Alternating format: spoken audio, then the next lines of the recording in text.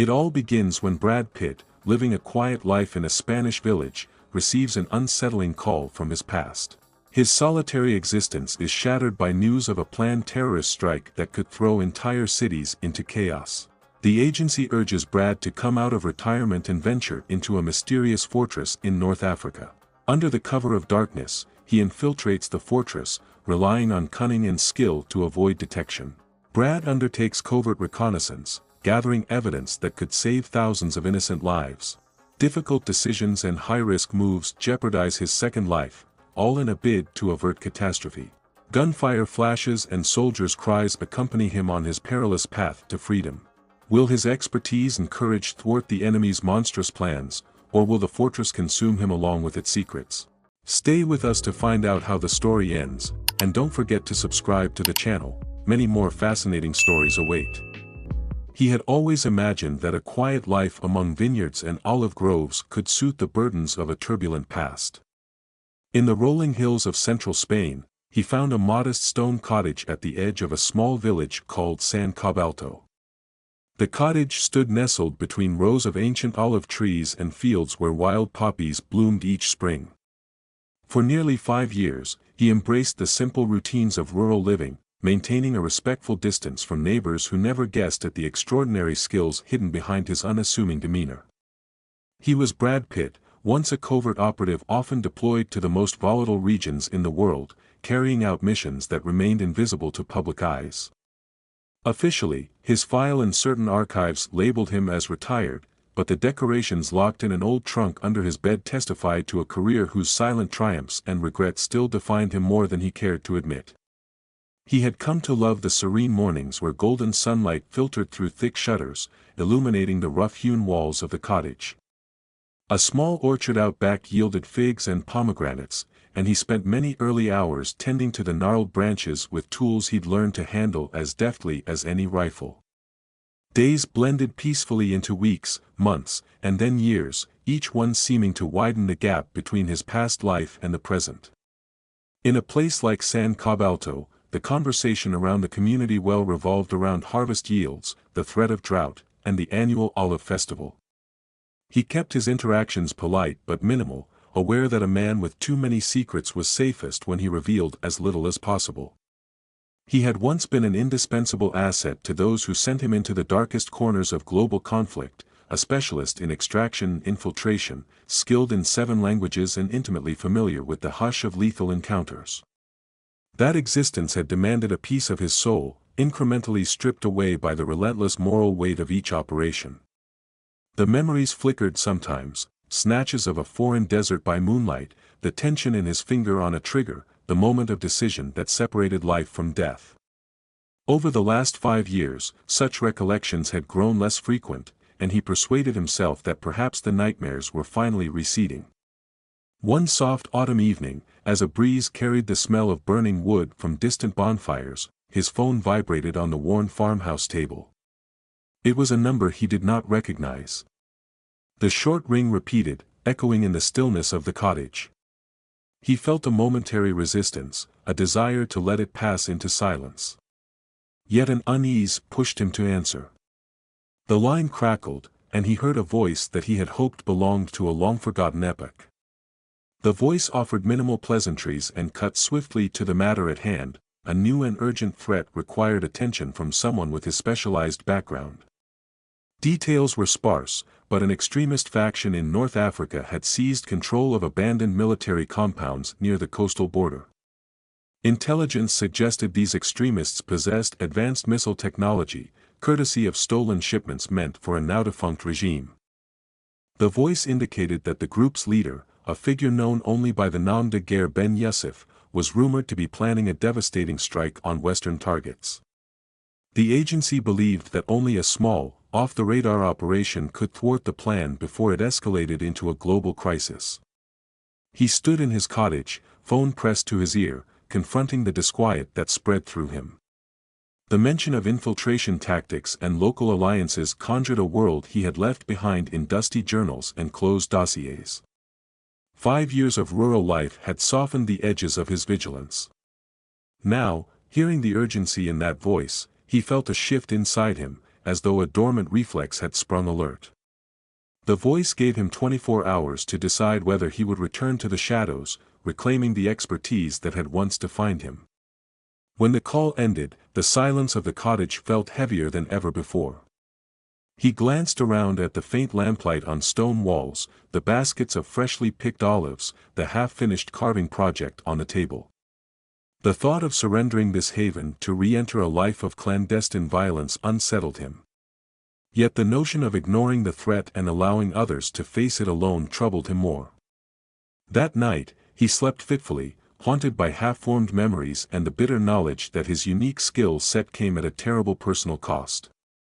He weighed the simple joys he had found in San Cobalto against a duty that, no matter how fiercely he tried, he could not renounce.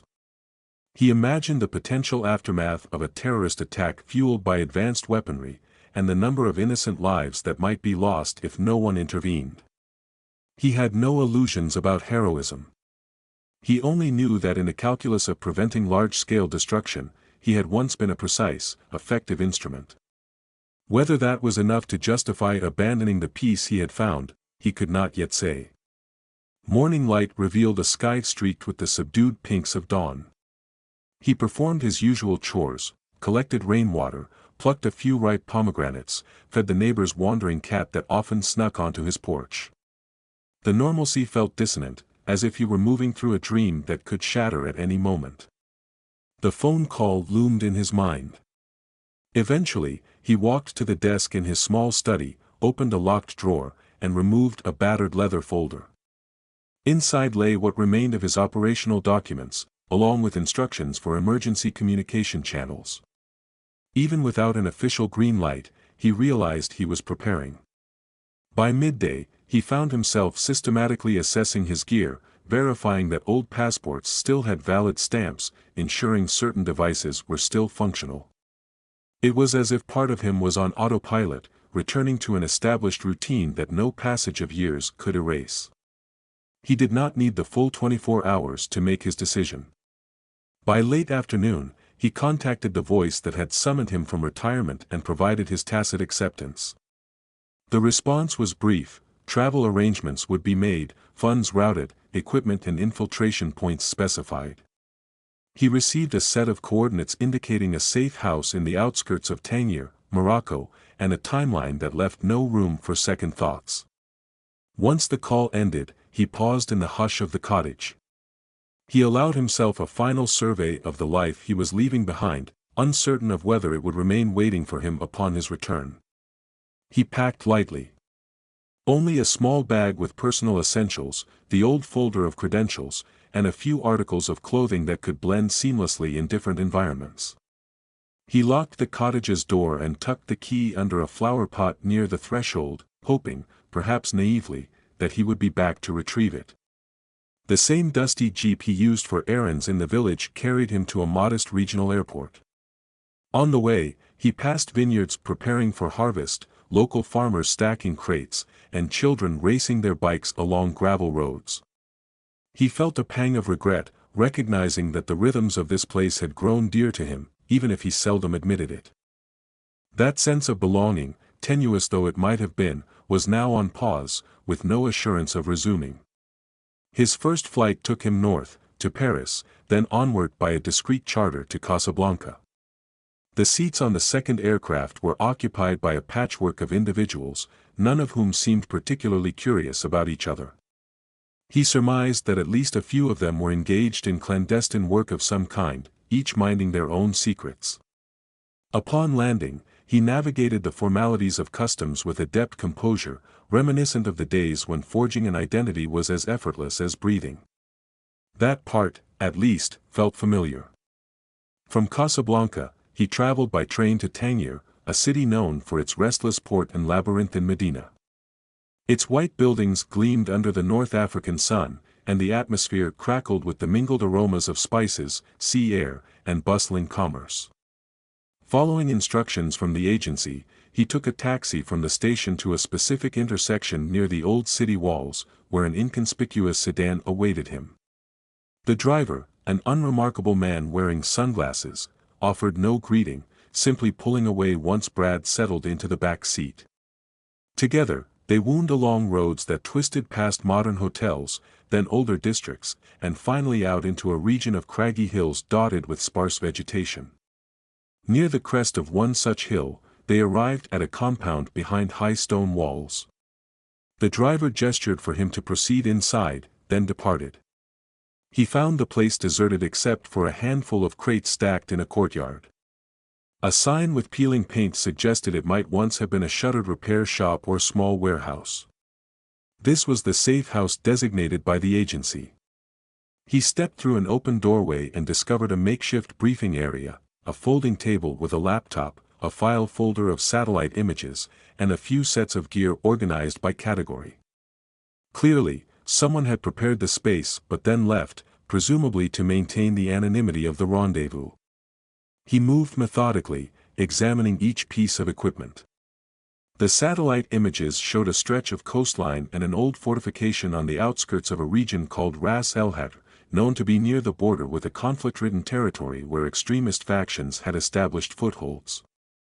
He found a short-written summary on a single sheet. According to this intelligence, Ben Yusuf had converted a defunct coastal fortress into a base of operations, complete with hidden bunkers. There were rumors of advanced rockets or missiles in his possession, possibly smuggled through black market channels. The sheet detailed the potential threat of a large-scale assault on western shipping lanes or even major cities across the Mediterranean. The agency's directive was unambiguous: infiltrate the fortress, gather evidence of the weapons program, and neutralize Yusuf if possible. Officially, there would be no acknowledgement of any foreign operative presence in that zone. Support resources were limited, and local authorities were believed to be compromised or unwilling to intervene. He recognized the hallmarks of another deniable operation. The stakes felt even higher than some missions he had undertaken in his younger years, given the destructiveness implied by modern missile capabilities. Yet he also noted that the fortress's isolation and outdated infrastructure might be exploitable weaknesses. The mission demanded stealth, a capacity for improvisation, and a willingness to accept that no cavalry would arrive if things went wrong. He steeled himself, remembering that he had once excelled in precisely these conditions, even as part of him yearned for the quiet orchard he had left behind. He spent the night in a small room within the compound, sleeping fitfully on a cot beside the crates of gear. The final hours before an operation always brought a familiar edge, an undercurrent of tension tempered by discipline. He sorted through the equipment: a suppressed handgun, a compact rifle, night vision optics, and a modest medical kit. He checked expiration dates on the field rations, tested the radio to confirm its encryption protocols, and then organized everything into a single pack. In the stillness, he thought of how missions used to unfold back when he had entire teams behind him. Now, as it so often turned out, he would rely on the intangible advantage of his own adaptability. Early the next morning, with the sun just cresting over the dusty horizon, he departed the safe house. A small SUV had been left for his use, a generic model that would raise few eyebrows on local roads. He drove for hours, first along paved routes that gave way to more rugged terrain, passing scattered villages where the occasional donkey cart shared the road with battered trucks. Eventually, he navigated onto dirt tracks leading toward the coast, guided by the coordinates and occasional glimpses of the sea in the distance. The land flattened into scrub-dotted plains, the smell of salt drifting inland with the wind. By midday, he halted at a vantage point atop a rocky outcrop. Below, he saw the silhouettes of ancient walls, battered by time and partially swallowed by drifting sands. Closer inspection through binoculars revealed at least 2 guard towers, watchful figures perched atop them. He also spotted the glint of metal scaffolding in a courtyard, likely part of the rumored rocket platform. As he scanned further, he counted multiple patrols circling the perimeter. The fortress was in no way abandoned. Armed men stood near sandbag emplacements, and trucks hauling unknown cargo came and went through a central gate. All told, it was a site bristling with hostility, a place no one would casually approach. He found a crevice in the rocky hill and settled in, using the natural cover to hide his vehicle and set up a basic observation post. He spent the rest of the afternoon mapping guard rotations, noting changes in the angle of sunlight that might affect vantage lines, and sketching potential infiltration routes on a small notepad. It was painstaking, solitary work, reminiscent of the meticulous approach required in his earlier missions.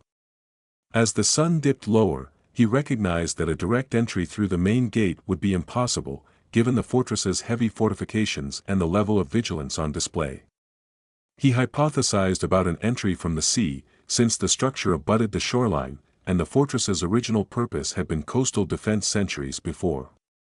Some older maps hinted at partially collapsed tunnels that might still connect the fortress's dungeons to hidden coves.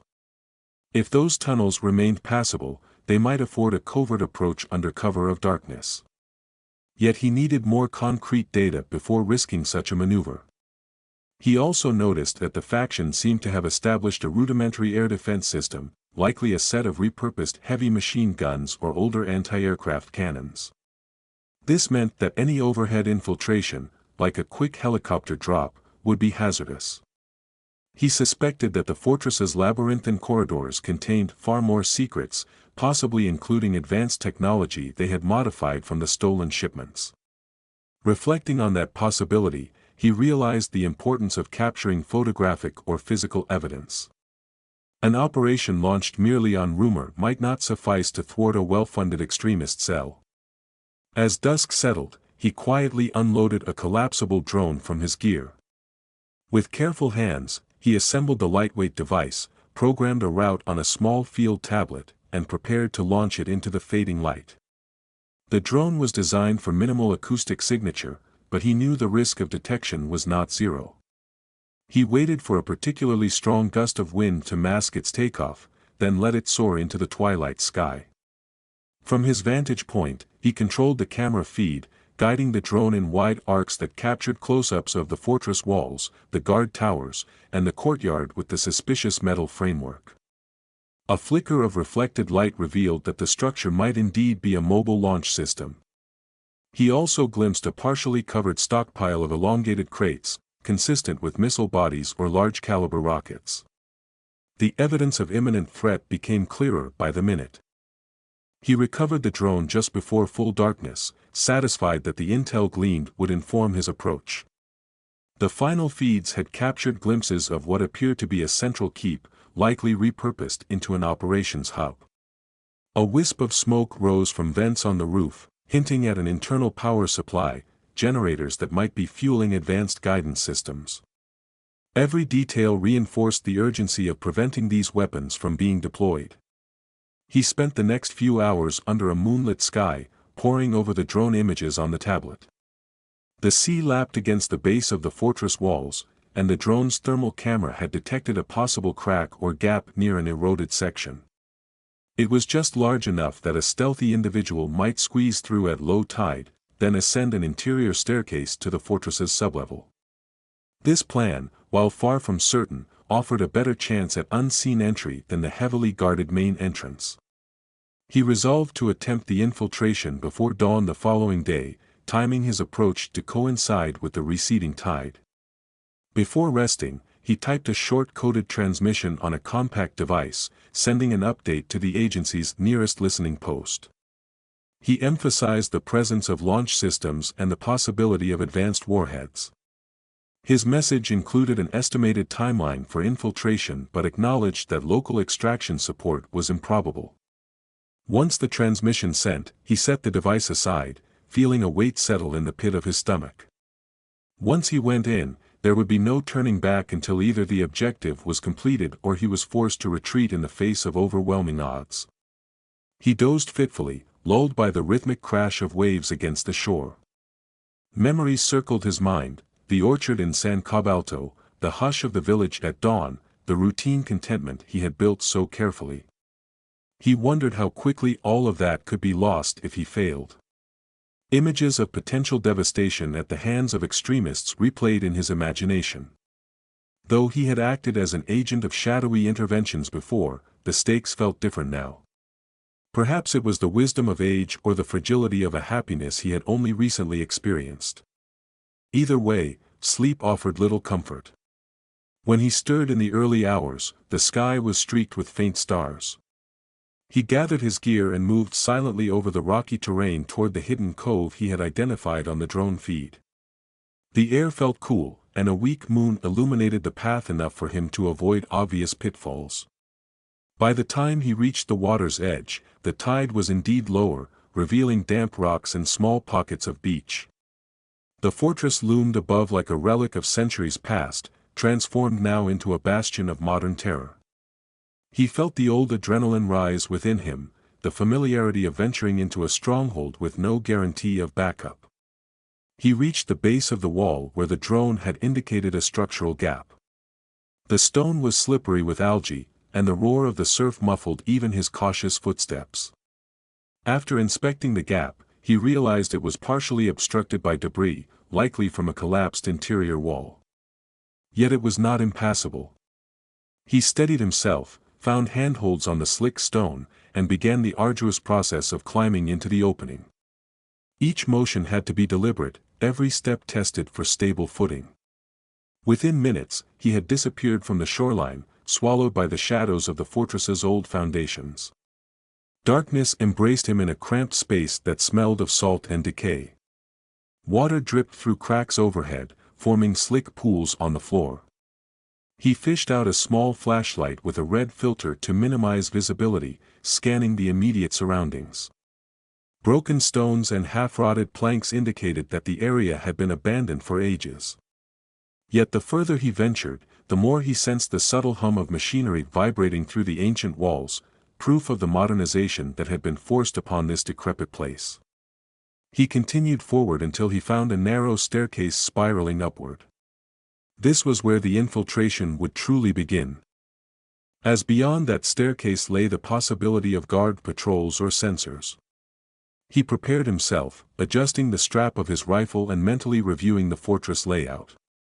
If his memory of the drone footage served, the top of these steps would open onto a sublevel corridor that might lead him to the interior courtyard. If he was fortunate, the watchman would be focused on the outer perimeter, oblivious to the possibility of an intruder emerging from below.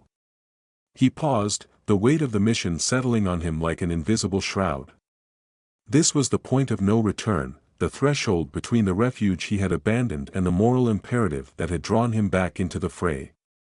Part of him longed for a simpler existence, but as he considered the implications of allowing these weapons to be unleashed, he felt resolution fuse with acceptance. Silently, he ascended the worn steps, each footfall guided by training older than the life he had built in Spain. Above him, the fortress awaited, brimming with hostility and danger. He moved onward, step by step, and the thought of the orchard under the warm sun of San Cobalto receded, replaced by a single, unwavering objective. He emerged from the darkness of the spiral staircase into a low-ceilinged corridor that bore the unmistakable smell of damp stone and rusting metal. His headlamp, muted behind a red filter, illuminated crumbling mortar and moss clinging to crevices in the walls. The fortress's age was visible in every inch of its architecture, arched hallways once intended for storing munitions, low passageways that likely served as secret escape routes centuries ago, and sections of carved rock worn smooth by the passage of time. Yet the deeper he ventured, the more he sensed modern modifications lurking behind the antique facade. Portions of the floor had been reinforced with steel plates, and new cables ran along the walls, carrying electrical current to devices whose hum seemed ever-present, pulsing beneath the fortress's ancient heartbeat. He had studied the drone images and memorized what they suggested about the fortress's internal layout, but none of that fully conveyed the claustrophobic feel of these corridors. The map in his mind became real as he advanced step by cautious step, crouching at corners and pausing to listen for footsteps. Occasionally, the dull echo of voices reverberated through some unseen corridor, but it was impossible to pinpoint their source. He felt the familiar tension coiling through his muscles, the heightened awareness that made even the faintest sound, a distant drip of water, the scuttling of rats, resonate like a threat. Not far ahead, the corridor split into two branches. One ran downward into deeper cellars, while the other sloped upward, the pitch of the floor suggesting an eventual approach to ground level. He chose the upward route, mindful that the courtyard with the rocket scaffolding should lie somewhere above. As he climbed, he examined the walls for any telltale signs of hidden passages. Old fortresses were notorious for containing concealed rooms or labyrinthine channels, features once used for storing contraband or outflanking besiegers. Now, in the hands of Ben Yusuf's faction, such hidden spaces might serve as arms caches or secure meeting points. The knowledge that adversaries could slip through these routes just as easily weighed on him. He paused at a large iron door set into an archway on his right. A single, flickering light bulb hung overhead, casting erratic shadows. The door itself bore evidence of having been recently used, its hinges greased, the latch clean of dust.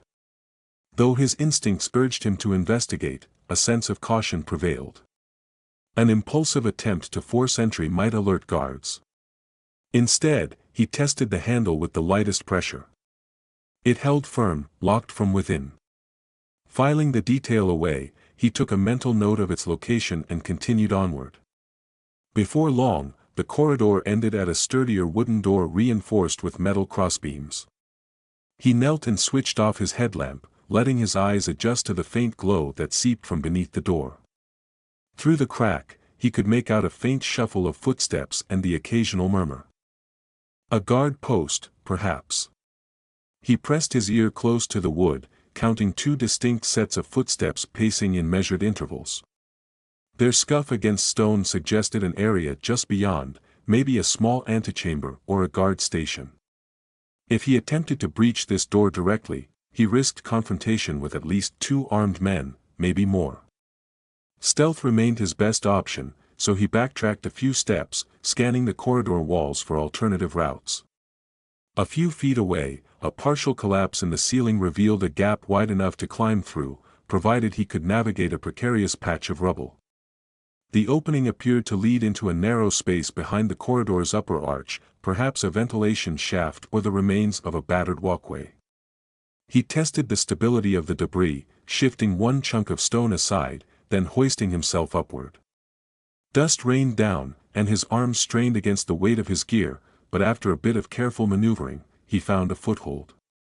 Inch by inch, he pulled himself into a tight, cramped passage that angled above the corridor. The gloom was nearly absolute, forcing him to rely on his sense of touch and the occasional flash of the red-filtered light. The passage sloped toward a faint glow that leaked in from some opening on the other side. Crawling on elbows and knees, he felt the battered fortress close around him like a tomb. Each shift of his weight made ancient stones groan in subtle protest, as though resenting the intrusion. Eventually, he reached a small gap between masonry blocks, a vantage point that overlooked a room below. He peered through, blinking to focus on what lay beyond. Below him stretched a chamber lit by hanging fluorescent lamps rigged to the high, vaulted ceiling. Unlike the abandoned corridors, this space showed signs of active occupation. A set of folding tables lined the walls, laden with electronics, radios, charging units, and scattered weapon components. Closer to the center, a battered steel cabinet stood ajar, revealing crates labeled with stenciled markings in various languages. 2 men, each armed with rifles, stood in conversation near a table spread with maps. Their postures suggested ease, implying that they felt little need to be on high alert within this secured interior. He recognized the outlines of anti-tank rockets, neatly stacked near the cabinet, yet another confirmation that the fortress served as a hub for heavy weaponry. From his hidden vantage, he could also make out a set of stairs leading up from the chamber, presumably connecting to the door he had just retreated from. That door likely led into this armory-like room, with the guards stationed inside. He studied the men for a moment, calculating whether it was worth the risk of attempting to slip through this space. Confrontation seemed inevitable if he wanted to reach the core of the fortress. Yet an unplanned firefight could trigger alarms and complicate his primary objective. He recalled his directive, to gather evidence of missile capabilities and eliminate Ben Yusuf if possible, ensuring the destruction of those weapons. Random skirmishes, unless absolutely necessary, might jeopardize the broader mission. He shifted slightly, looking for other exits. Across the room, beyond the crates, a narrow doorway seemed to lead deeper into the fortress. A single overhead lamp provided scant illumination in that direction. A guard posted at the base of those stairs would make infiltration from ground level difficult. However, from his elevated viewpoint, he noticed a support beam running along the chamber's ceiling, connecting to an upper landing near the corner. If he could traverse that beam quietly, he might bypass the guards below. The question was how to reach it without plunging into direct confrontation. He studied the architecture. A series of ornamental arches bracketed the walls at varying heights, vestiges of the fortress's original design. Some had partially collapsed, but others extended above the chamber, creating small ledges that might be used for handholds. Embarking on that route would require climbing skills and nerve, with every risk that a single slip might send him crashing into plain sight. Still, if he could manage it, he might reach the far corner of the room and slip through the narrow doorway unseen. Cautiously, he backed away from the gap in the masonry and turned his attention to the cramped passage. He crawled farther along, found another gap, and verified that it opened onto the same chamber but from a slightly different angle. This vantage gave him a partial view of the overhead beams. Lying flat on his stomach, he tested one of the larger stones at the edge of the passage. It felt solid enough to bear his weight. In a fluid motion, he eased himself out, dangling from the edge of the broken masonry, then reached for the archway's top. The rock beneath his gloves felt cool and abrasive as he hoisted himself up onto a narrow ledge less than a foot wide. Below, the voices of the two men continued in low, indistinct tones. He inched along the ledge, pressing his body against the rough wall to minimize any silhouette that the overhead lights might cast. From this precarious perch, he carefully placed one foot on a protruding stone, then stretched his free hand toward the nearest support beam. His heart thumped in his chest, each beat underscoring how a single misstep would send him plummeting. Finally, his fingers brushed the beam, a thick plank that felt sturdy enough, though not entirely free of cracks. Shifting his weight, he pulled himself onto it, testing it with slow movements. The wood creaked but seemed to hold. He now crouched on the beam about 15 feet above the two men. The vantage gave him a near-complete view of the chamber. One guard tapped a portable radio, fiddling with the dial, while the other gestured at a blueprint of what looked like a complex array of rocket components. Under the hum of the fluorescent lamps, their conversation remained subdued, but from the guards' gestures, it was evident they were discussing technical details. Perhaps they were double-checking the readiness of certain systems or verifying a shipment. The notion that this group not only possessed rockets but also understood how to configure or maintain them drove home the seriousness of the threat. A paramilitary faction with that level of competence could inflict widespread devastation. Sliding 1 foot at a time, he inched along the beam until he reached the support column anchoring it to the far wall.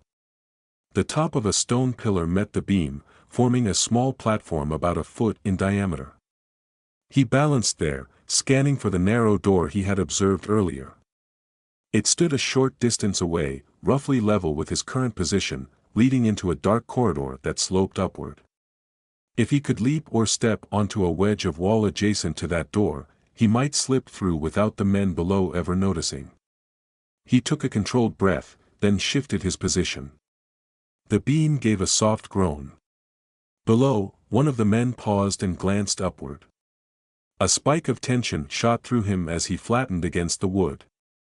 The guard stared at the overhead gloom for a moment, apparently unable to distinguish anything in the shadows. After a heartbeat, the guard returned his attention to the radio and blueprint.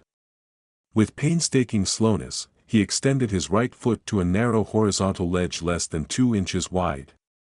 The muscles in his legs burned from holding his weight at an awkward angle.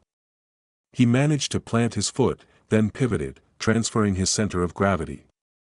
One slip, and the entire infiltration would devolve into a gunfight that might reverberate through the fortress halls. Instead, the move succeeded. He clung there for a moment, then swung his body close to the wall until he could reach the arch framing the door. His shoulder scraped against jagged stone. Wincing, he fought to keep his balance. Another inch to the left, and his left hand found the carved edge of the doorframe. He pressed his back against the wall, heart pounding, and listened intently. The men below continued their conversation, unaware of his presence overhead. Inch by inch, he maneuvered his torso until he could slip through the unguarded doorway. A wave of relief washed over him as he stepped into the gloom of the corridor beyond. The tension in his limbs remained. But the immediate threat of being spotted had diminished. He took a moment to steady his breathing, then surveyed his new surroundings. The corridor curved gently upward, illuminated only by a few dim bulbs spaced irregularly along the walls. Beneath the odor of old stone lingered a chemical tang that reminded him of industrial solvents or perhaps cleaning agents used to maintain mechanical parts. The hum of machinery was more pronounced here, suggesting proximity to a power source or generator. From his mental map, he guessed this passage might lead toward the central keep or a higher level where those rocket platforms were likely stationed. He advanced quietly, weapon at the ready. The corridor branched again at an intersection marked by rusted signs in a language he recognized as a regional dialect, no direct mention of missile storage or labs, but the arrows suggested certain directions led to upper parapets or tower staircases.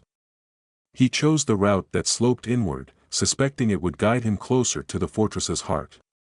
Each step heightened his sense that multiple layers of activity existed here, not just armed guards, but also technical crews, supply lines, and perhaps unsuspecting locals pressed into service. In certain conflict zones, it was not uncommon for extremist factions to coerce civilians into menial labor, a grim thought that unsettled him as he pressed on. Soon, he reached a steel door bearing fresh scratch marks where the paint had been scraped away. From behind it came the clink of metal and a faint hiss of what sounded like pressurized air. He eased the door open a fraction, peering through the crack. What he saw made his pulse quicken. Beyond lay a workshop of sorts, fitted with large metal tables and overhead lamps. A half-assembled missile lay in the center, its fuselage open to reveal electronics and guidance components.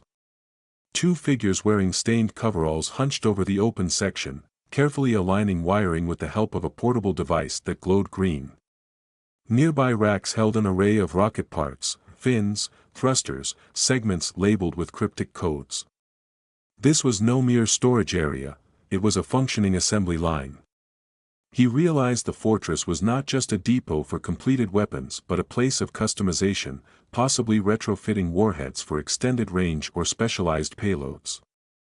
If so, the threat extended well beyond a handful of stolen rockets. The faction's capabilities included engineering changes that could make these weapons deadlier or more precise.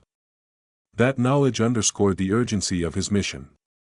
Yet exposing himself here, in a workshop staffed by at least 2 technicians, would lead to a fight, and if either technician escaped or raised the alarm, the entire fortress would soon be swarming. He withdrew from the door, letting it settle into place without a sound.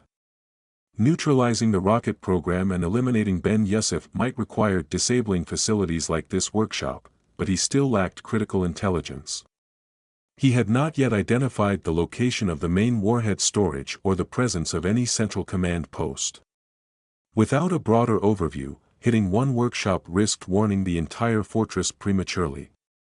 He resolved to keep moving, to locate either a vantage point over the courtyard or some nexus of control where he could inflict maximum damage on the operation.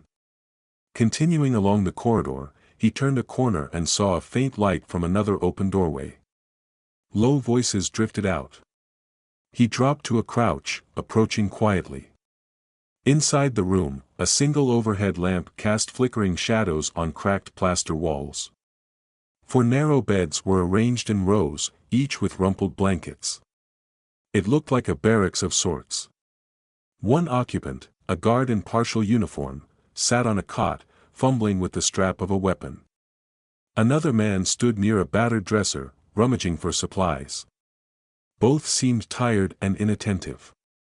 He considered the risk. Passing this open doorway undetected would be challenging if either man turned in his direction. The corridor offered no cover, and the ambient lighting would silhouette him. Retreating might be safer, but it would cost him progress toward the fortress's upper tiers. He glanced around for an alternative path. Opposite the barracks, a small alcove housed a flight of narrow steps, unlit and seemingly overlooked. If he could slip across the corridor in the gloom, the men in the barracks might not notice. He timed his movement to the moment one guard bent down to tie a boot, while the other turned his back to the door. In a swift, silent motion, he crossed into the alcove. The darkness swallowed him, and he pressed himself against the cool stone, listening for any sign that the guards had detected him.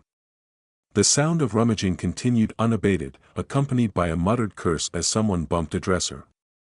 Satisfied that he remained unseen, he let out a slow breath and ascended the steps. This new staircase spiraled upward, culminating in a heavy wooden door bound with iron strips. Dim light seeped from beneath it, accompanied by the distant rumble of wind against stone. He sensed that he might be nearing an exterior tower or balcony. Gently, he pushed the door open just wide enough to look through. Sure enough, the space beyond was a watch post on a raised platform. Large stone merlons lined the parapet, partially open to the coastal sky. The tang of the sea drifted in on a gust of air, mixing with the dryness of desert wind. A single guard stood at the wall, leaning over to scan the horizon. A second guard sat on a low stool near a mounted machine gun, its barrel pointed outward in anticipation of airborne threats. The vantage from this platform likely commanded a sweeping view of the coastline and any approach from the sea. The presence of a mounted gun confirmed that the fortress's defenders prepared for more than a ground assault. He slipped out onto the tower platform, crouching behind a small stack of crates. From there, he could see the ramparts continuing in both directions, forming a perimeter around the courtyard. The courtyard itself lay a level below, illuminated by floodlights that revealed a large, scaffold-like structure consistent with a mobile launch platform. Several men moved about on the ground, rolling out cables or checking instrumentation. The rocket itself, almost 2 stories tall, stood at a slight angle, braced by metal arms. Even from a distance, he could tell the device was no primitive leftover. Someone had enhanced its guidance fins with modern hardware, and the entire apparatus looked alarmingly sophisticated. Scanning the courtyard, he noticed a wide iron gate that opened to a small outside yard. Beyond that gate, at the far edge of the fortress grounds, lay what appeared to be a staging area for vehicles. At least 4 pickups fitted with mounted weapons sat parked there, along with a larger truck whose rear compartment was covered by canvas. The truck's outline suggested it might be loaded with crates or even warheads. The movements of the men on the ground resembled the final preparations of a major operation. He ducked behind the crates again as one of the tower guards shifted position, shining a handheld flashlight along the parapet. The beam swept across the stone walkway, but he remained concealed in shadow. Once the guard returned to scanning the coastline, he refocused on the courtyard. If he was to sabotage the weapon, he needed a plan that would either destroy or render it inoperable. Planting charges might be the straightforward method, but that required close access to the rocket and enough time to set the detonators. Alternatively, disabling key control systems, like the guidance module, could hamper its functionality, but only if the faction lacked the spare parts to make repairs. He recalled the workshop he had passed, the technicians busily assembling electronics. If they had a surplus of components, a partial sabotage might not suffice. To guarantee success, he might need to cripple multiple facets of their operation, the missile itself, the electronics workshop, and any immediate backups. It was an ambitious goal for a lone operative without support, but half measures risked leaving the faction with enough resources to continue. Completing all this, then escaping with proof of the threat and the identity of Ben Yusuf, presented a daunting challenge. Yet the alternative, allowing a fully operational missile platform to strike an unsuspecting target, left no moral wiggle room. He paused to observe the mounted machine gun again. Neutralizing the 2 guards on this platform might offer a vantage to target the rocket from above. However, the open courtyard was large, and a single rifle shot against an armored missile casing might achieve little more than drawing attention. Meanwhile, the tower guard's vantage allowed them to quickly return fire if they suspected infiltration. Any overt move from here risked turning the entire fortress into a hornet's nest. A more surgical approach seemed essential. Retreating slightly, he inched around the crates and slipped back into the stairwell. The door eased shut behind him, muffling the wind. Descending a few steps, he knelt on the landing, reviewing his mental map. One corridor he had passed earlier might curve around to the eastern side of the fortress, possibly leading to the substructure beneath the courtyard. If there was a partial tunnel or a storage room under the rocket scaffolding, he could approach from below and plant charges where they might do the most damage. That path also placed him closer to the heart of the fortress, where rumors suggested Ben Yusuf maintained his personal quarters and command center. Leaving the tower guard station behind, he retraced his steps to the point where the staircase had branched. The faint glow from the barracks door still illuminated that side of the corridor. He hesitated, then slipped past the doorway, listening for any sign of alarm. The men inside seemed preoccupied. A few paces later, he reached the intersection with the second corridor, the one leading east. Unlike the well-traveled routes he had taken so far, this passage was dark and cramped, the walls narrower, as if carved out of older foundations. The beams overhead sagged in places, and cobwebs fluttered when he passed, disturbed by the current of his movement. The corridor continued in an uneven descent, turning sharply before opening into a small chamber with a vaulted ceiling. At the far end, a heavy grate blocked the way forward. Iron bars descended into stone grooves, rusted at the hinges. Dim torch-like sconces, perhaps electrified retrofits, cast a flickering light that struggled to penetrate the gloom. He approached the grate, ran a gloved hand along the bars, and tested the lock. It was secured by a modern padlock far more robust than anything centuries old. The presence of such a lock indicated that the fortress's occupants considered this route significant enough to guard. He removed a small pouch from his belt, containing a lock-picking set designed for field operations. Working the picks in near darkness required concentration and a delicate touch. Any misstep could snap a pick, leaving him no quick alternative to force the gate and risk noise. He inhaled slowly, placing the tension wrench against the lock. The faint scraping of metal on metal echoed in the vaulted space, compounding the fear that an armed patrol might appear at any second. After careful manipulation of the pins, the padlock emitted a soft click. He exhaled, lifted it free, and set it aside. Wrestling the grate open took more strength than he anticipated, its age adding friction to the track. He strained against it, cringing at the low groan that reverberated in the corridor. Once the opening was wide enough, he ducked through and gently slid it back into place. Now deeper in the fortress, he sensed the air grow cooler and more stagnant. A faint rumble suggested that beyond these walls lay the sea, perhaps crashing into hidden caverns. If this corridor led beneath the courtyard, he might soon find what he was looking for. He continued forward until the passageway ended at a small door, reinforced with steel rivets. Through a seam in the wood, he caught a glimpse of a subterranean space lit by harsh fluorescent lights. The sound of footsteps scraped against a concrete floor. He knelt and spied through a crack, glimpsing rows of crates and barrels. A figure in mismatched fatigues lugged a heavy box from one end of the room to another, while two more men conferred over a wooden pallet in the corner. He recognized the stenciled markings on the crates as reminiscent of arms shipments he had encountered in earlier missions, likely captured from old stockpiles. If these crates contained warheads or rocket fuel, then he was standing at the periphery of a critical node in the fortress's arsenal. A pang of memory surfaced. Half a decade ago, he had been part of a team that cleared a compound brimming with contraband munitions destined for extremist groups. Then, he'd had the benefit of specialized colleagues to watch every angle. Now, operating alone, he had to weigh each risk meticulously. An impulsive assault on a guarded storehouse, no matter how crucial, might sabotage the broader mission. He realized that if this was indeed the main stockpile, planting explosives here could cripple the faction's ability to launch or even threaten the rocket program. But he would first need to ensure the charges could detonate without harming innocent bystanders, if any such individuals were conscripted into labor, and also confirm that destroying the stockpile wouldn't trigger a chain reaction that might level half the fortress before he escaped. He set his jaw, stepping back from the scene. The involvement of multiple watchers in the storeroom made a silent infiltration improbable. He needed another angle, or he needed to wait for a shift change.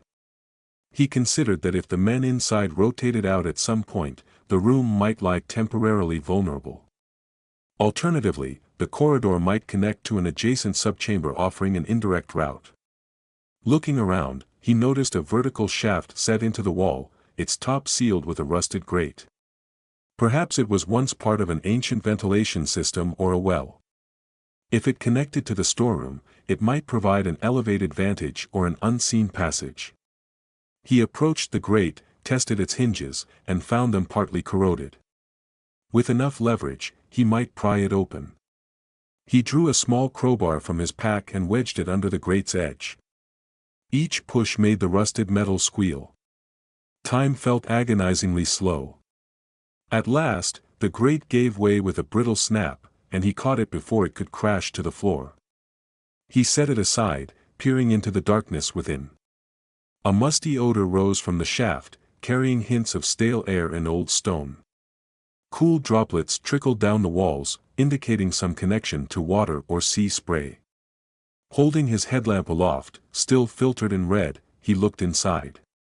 The shaft descended about a dozen feet before angling forward, where it merged with a horizontal channel. At its far end, a very faint glow suggested a breach into the storeroom. Cautiously, he lowered himself into the shaft. The wet stone forced him to wedge his boots and back against opposite sides to avoid slipping. Inch by inch, he made his way downward, his breath echoing in the confined space. Memories of other infiltration points flickered in his mind, tunnels under embassies, drainage culverts near remote compounds. Somehow, each mission had demanded feats of contortion.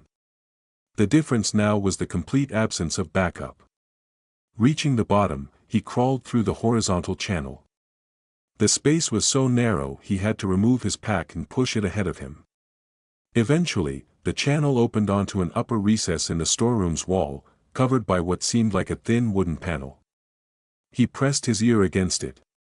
The scraping of crates and the murmur of voices were far louder here, indicating that only a few inches of wood separated him from the men inside. If he could remove the panel silently, he might gain a vantage from above. He delicately searched the edges for nails or loose slats. 2 nails had corroded away, leaving the panel hinged along one side by a strip of old cloth or leather. Using his knife, he coaxed the last nails free. With exquisite care, he shifted the panel just enough to peer through a crack into the storeroom below. The vantage revealed a bustling makeshift arsenal, with large metal containers labeled for rocket propellant, stacks of rifle ammunition, and a row of sealed drums that might contain chemical explosives. A single bare bulb hung near the center, casting harsh shadows on the men's faces. They seemed focused on inventory, checking items against a clipboard. One man leaned against a support pillar, adjusting a rifle sling. Another, possibly a local conscript, lugged smaller boxes to the far corner. The scene confirmed that the fortress's destructive potential was immense, prepared for either immediate deployment or swift relocation. He took a mental inventory. If he planted charges at key structural points near those drums and warheads, he could effectively destroy most of the munitions in a single blast. But timing and coordination remained vital.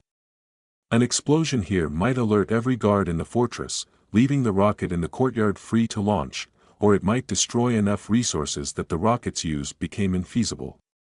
Weighing these options, he resolved that a coordinated strike across multiple points, the rocket platform, the electronics workshop, and this storeroom, would be ideal. The challenge lay in carrying it out alone, under the watchful eyes of multiple patrols. His vantage also revealed a door leading out of the storeroom, adjacent to the pillar. Beyond that door, faint light suggested an upward path. If that route led to the courtyard's sublevel or directly beneath the launch scaffold, then it was critical to confirm. He realized that the men below might eventually disperse once their inventory task ended, offering a window of opportunity to slip in and plant charges. For now, he remained motionless, hidden behind the panel, straining his ears for any snippet of conversation that might reveal their schedule or whether they anticipated new arrivals. He caught fragments of talk about a timed departure, a reference to the high tide tomorrow morning, and a mention of the rocket's readiness. These scattered hints reinforced the suspicion that an operation, perhaps a test launch or a threatened strike, could be imminent. He stayed there, muscles taut from the cramped position, for what felt like an eternity. Eventually, one of the men finished scribbling on the clipboard, handed it off to another, and together they started hauling a few crates toward the exit. If they continued with that pattern, the storeroom might be briefly empty. This potential break compelled him to gather his wits, ensuring that he could descend into the room at the right moment. He examined the immediate drop below the opening. The floor was some 10 feet down, scattered with uneven piles of boxes and sacks. If he timed his descent poorly, the resulting thud or clatter would ruin any chance of stealth. At last, as the men carried the final crate out the door, the storeroom briefly emptied. The single guard leaning against the pillar had left moments earlier, presumably to assist with loading. With no one in sight, he quietly removed the wooden panel, set it aside, and eased through the opening. His boots found traction on the edges of a tall shelf, and he lowered himself the remaining few feet. The floor felt cold against his soles. He froze, listening for any returning footsteps. Silence prevailed, interrupted only by the faint rumble of a generator somewhere above. He quickly scanned the room for vantage points to place demolition charges. The main cluster of explosive drums near the center looked like a prime target, but a structural column in the corner, supporting an overhead beam, offered a secondary point that might collapse the ceiling if detonated simultaneously. He retrieved 2 shaped charges from his pack, each the size of a small brick, rigged with a timed fuse. Carefully, he positioned the first charge behind a crate adjacent to the drums, concealing it amid loose packing material. He set the timer's maximum delay, aware that he needed enough minutes to sabotage the rocket outside and still escape the fortress. The second charge, he placed at the base of the column, tucking it behind a pile of sandbags that seemed to have been stored there haphazardly. His pulse hammered in his ears as he armed the devices. The slightest slip could trigger them prematurely. The mental countdown had begun. He pictured the unstoppable chain of events once the timers commenced. A single malfunction, or the presence of an unsuspecting guard tampering with the charges, could lead to an eruption of firepower in this confined space. Yet the risk had to be taken. The fortress's entire arsenal threatened untold lives beyond these walls, and the upcoming test or launch was on the horizon. With the demolition set, he turned his attention to the exit door. Carefully, he opened it a crack and peered into the corridor beyond. It sloped upward, lit by a flickering bulb. He heard muffled voices, possibly from the men hauling crates. If this corridor led to the courtyard, it might be his chance to sabotage the missile or confront Ben Yusuf if the warlord oversaw final preparations. He steeled himself, adjusted the strap of his weapon, and slipped through the doorway, launching himself further into the labyrinth of the fortress. Now, every second carried the weight of an impending detonation. He needed to act swiftly yet remain cautious. The mission's objectives, destroying the rocket, neutralizing leadership, and capturing irrefutable evidence, had become a race against time. The corridor's air smelled of dust and metal, every breath a stark reminder of the centuries-old walls surrounding him. He advanced, determined to finish what he had started, aware that no one else would come to his aid if the tide turned. Outside, the moonlit sea glimmered against the fortress battlements, an indifferent backdrop to the unfolding drama within. He advanced along the upward-sloping corridor, aware that every second brought the demolition charges closer to detonation. The corridor's musty air tasted of dust and tension, the echoes of distant machinery thrumming through the stone underfoot. He moved in a low stance, both from habit and the constant possibility of armed patrols. The overhead lights flickered sporadically, betraying a haphazard electrical system that had been rigged to transform the ancient fortress into a fully functioning base of operations. Reaching a corner, he stilled himself, pressing close to the rough wall as the muffled sound of voices drifted in from ahead. Adjusting his rifle's sling, he took a moment to control his breathing, recalling that an overabundance of caution was seldom a liability in hostile territory. He eased forward, peering around the bend. The passage opened onto a covered walkway skirting the perimeter of a broad interior courtyard. From his new vantage, he could glimpse the fortress's heart, the rocket platform. Floodlights bathed the structure in harsh illumination, accentuating the missile's sleek lines and the spidery network of scaffolding propping it upright. A half-dozen figures moved around the courtyard's perimeter, some conversing in urgent undertones, others tinkering with what appeared to be a separate array of instruments near a control console. The rocket stood at least 2 stories tall, dwarfing the men who attended it, and metal struts connected it to a pivoting base that suggested advanced launch capabilities. Observing the streamlined warhead, he could only imagine the catastrophic force it might unleash upon an unsuspecting target. Off to one side of the courtyard, a large double door stood open, revealing a faint glow from within. Now and then, figures entered or exited, carrying equipment or conferring in hushed urgency. He suspected that chamber might be the central command post or a briefing hall, where high-level decisions about the upcoming launch were finalized. If Ben Yusuf, leader of this extremist faction, was on site, that space seemed the likeliest place to find him. Yet even from here, he could see that a pair of armed guards flanked the entrance, their gazes scanning the courtyard. Attempting to slip inside unnoticed would demand a near-impossible stroke of luck. He crouched along the edge of the walkway, shielded by a waist-high stone barrier that had once been part of the fortress's defensive design. Judging by the vantage, no single approach to the rocket was free of watchful eyes. Security here was tighter than anywhere else he had seen, consistent with the group's desire to protect their prized weapon. One guard manned a stationary machine gun behind a sandbag nest, aimed generally toward the main gate, but easily pivoted inward should any threat arise. Another walked a slow circuit near the rocket's base, pausing occasionally to lift a radio and speak into it. The entire tableau radiated tension, as if the fortress's inhabitants knew they were on the cusp of something monumental. He reflected on his limited window. The charges in the subterranean armory had been primed with the longest feasible delay, but the margin remained narrow.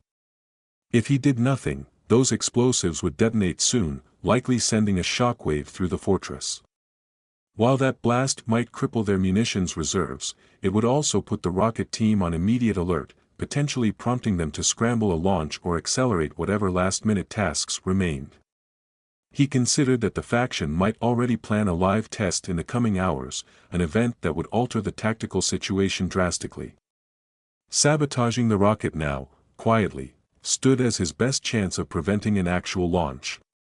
He found himself torn between infiltration of the command post and direct sabotage of the missile's core systems. Both objectives weighed equally, yet time constrained him to choose with the utmost precision. He scanned the courtyard architecture for weaknesses. A series of ornate arches lined the walls overhead, bridging to a second-floor balcony that overlooked the rocket platform. Each arch supported thick wooden beams worn by centuries of weather. Below one arch, near the missile's scaffolding, he noticed a small cluster of crates and metal cylinders. They bore a resemblance to the specialized fueling components he had glimpsed in other covert facilities. If these containers were indeed rocket propellant or some oxidizer necessary for the final fueling process, they could serve as an explosive vulnerability. A well-placed charge there might detonate the rocket itself before it ever launched.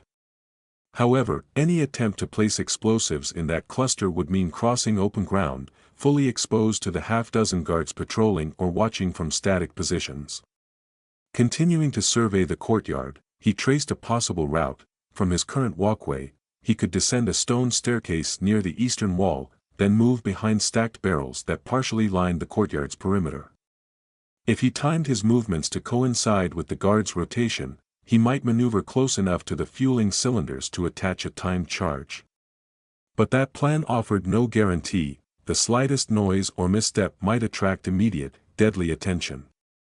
Furthermore, he had to consider that the destruction wrought by a direct fuel blast might be violently unpredictable.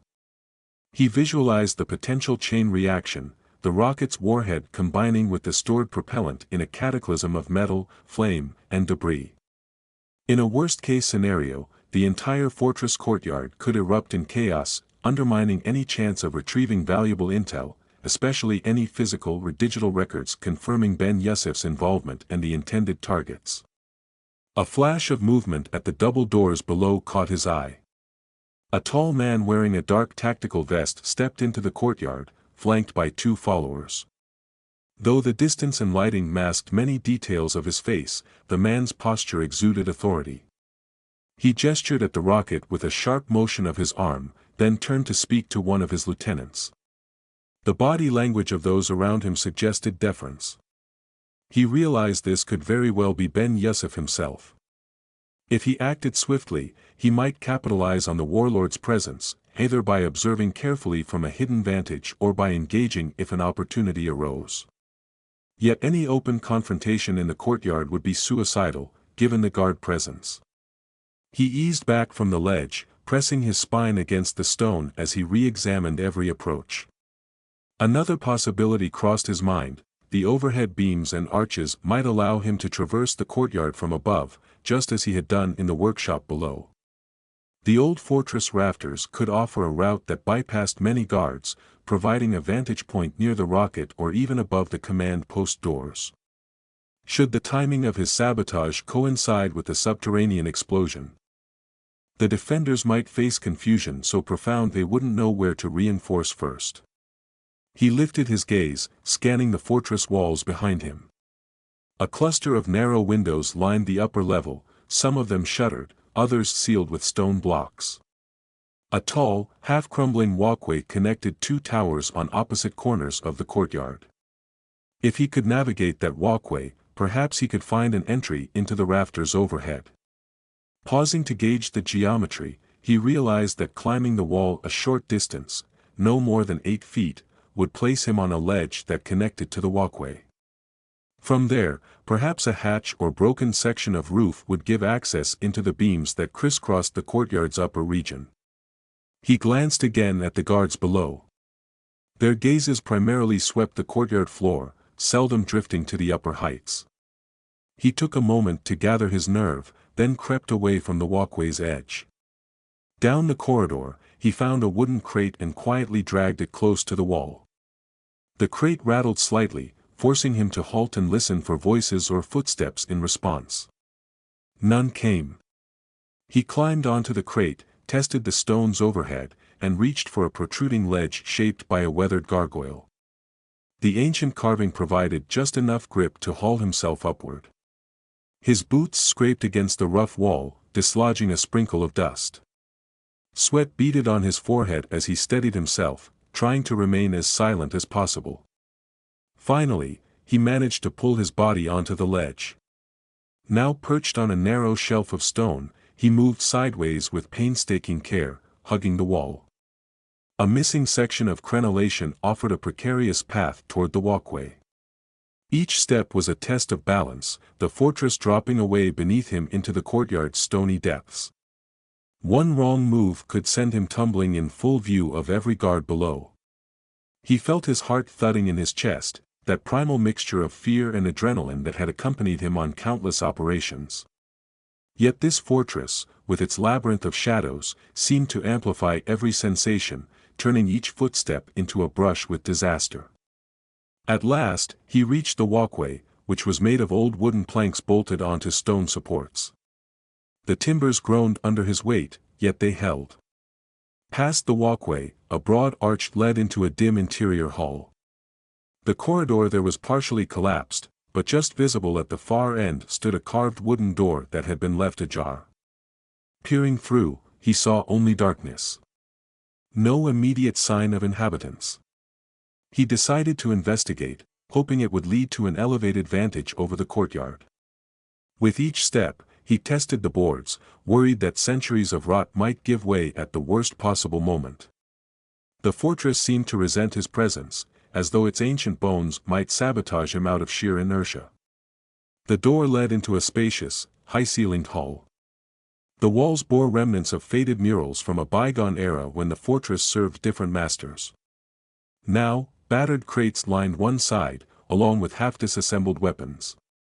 A table in the corner displayed open canisters of gun oil and bullet casings, as though someone had been in the middle of maintenance. The room was empty, but the smell of freshly applied lubricants suggested that its occupants might return at any moment. Analyzing the perimeter, he noticed a series of decorative apertures near the ceiling, more for ventilation than for observation. They opened onto the courtyard below, though from this angle, it was unclear if the vantage was any better than from the walkway outside. He crossed the hall to a smaller door at the far end, which seemed to lead to a stairwell. A swirl of cooler air drifted through the opening, hinting at a passage that might ascend toward the fortress roof. If he reached the roof, he could attempt a downward infiltration onto the rocket scaffolding, or observe the entire courtyard from a safer remove. Glancing at the battered watch on his wrist, he estimated he had limited time before the charges below triggered the first wave of chaos. The mission demanded that he push forward, even if it meant gambling on uncertain routes.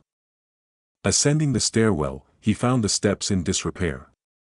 Some had collapsed altogether, leaving jagged gaps he had to leap across. Dust trickled from overhead with each footstep, as if the fortress warned him that it might not be stable enough for such infiltration. At one point, he had to flatten himself against the wall to edge around a missing section of staircase that plunged at least 20 feet into darkness. The precarious climb tested his composure, forcing him to channel the methodical calm he had cultivated in countless operations. Eventually, he reached a landing where a lattice of wooden beams spanned an open space, likely the roof of a large corridor or hall below. The fortress's architecture revealed itself in layers. He was essentially standing on the hidden upper skeleton that supported the arched ceiling of another chamber. Carefully, he stepped onto the nearest beam, distributing his weight to minimize any creaking.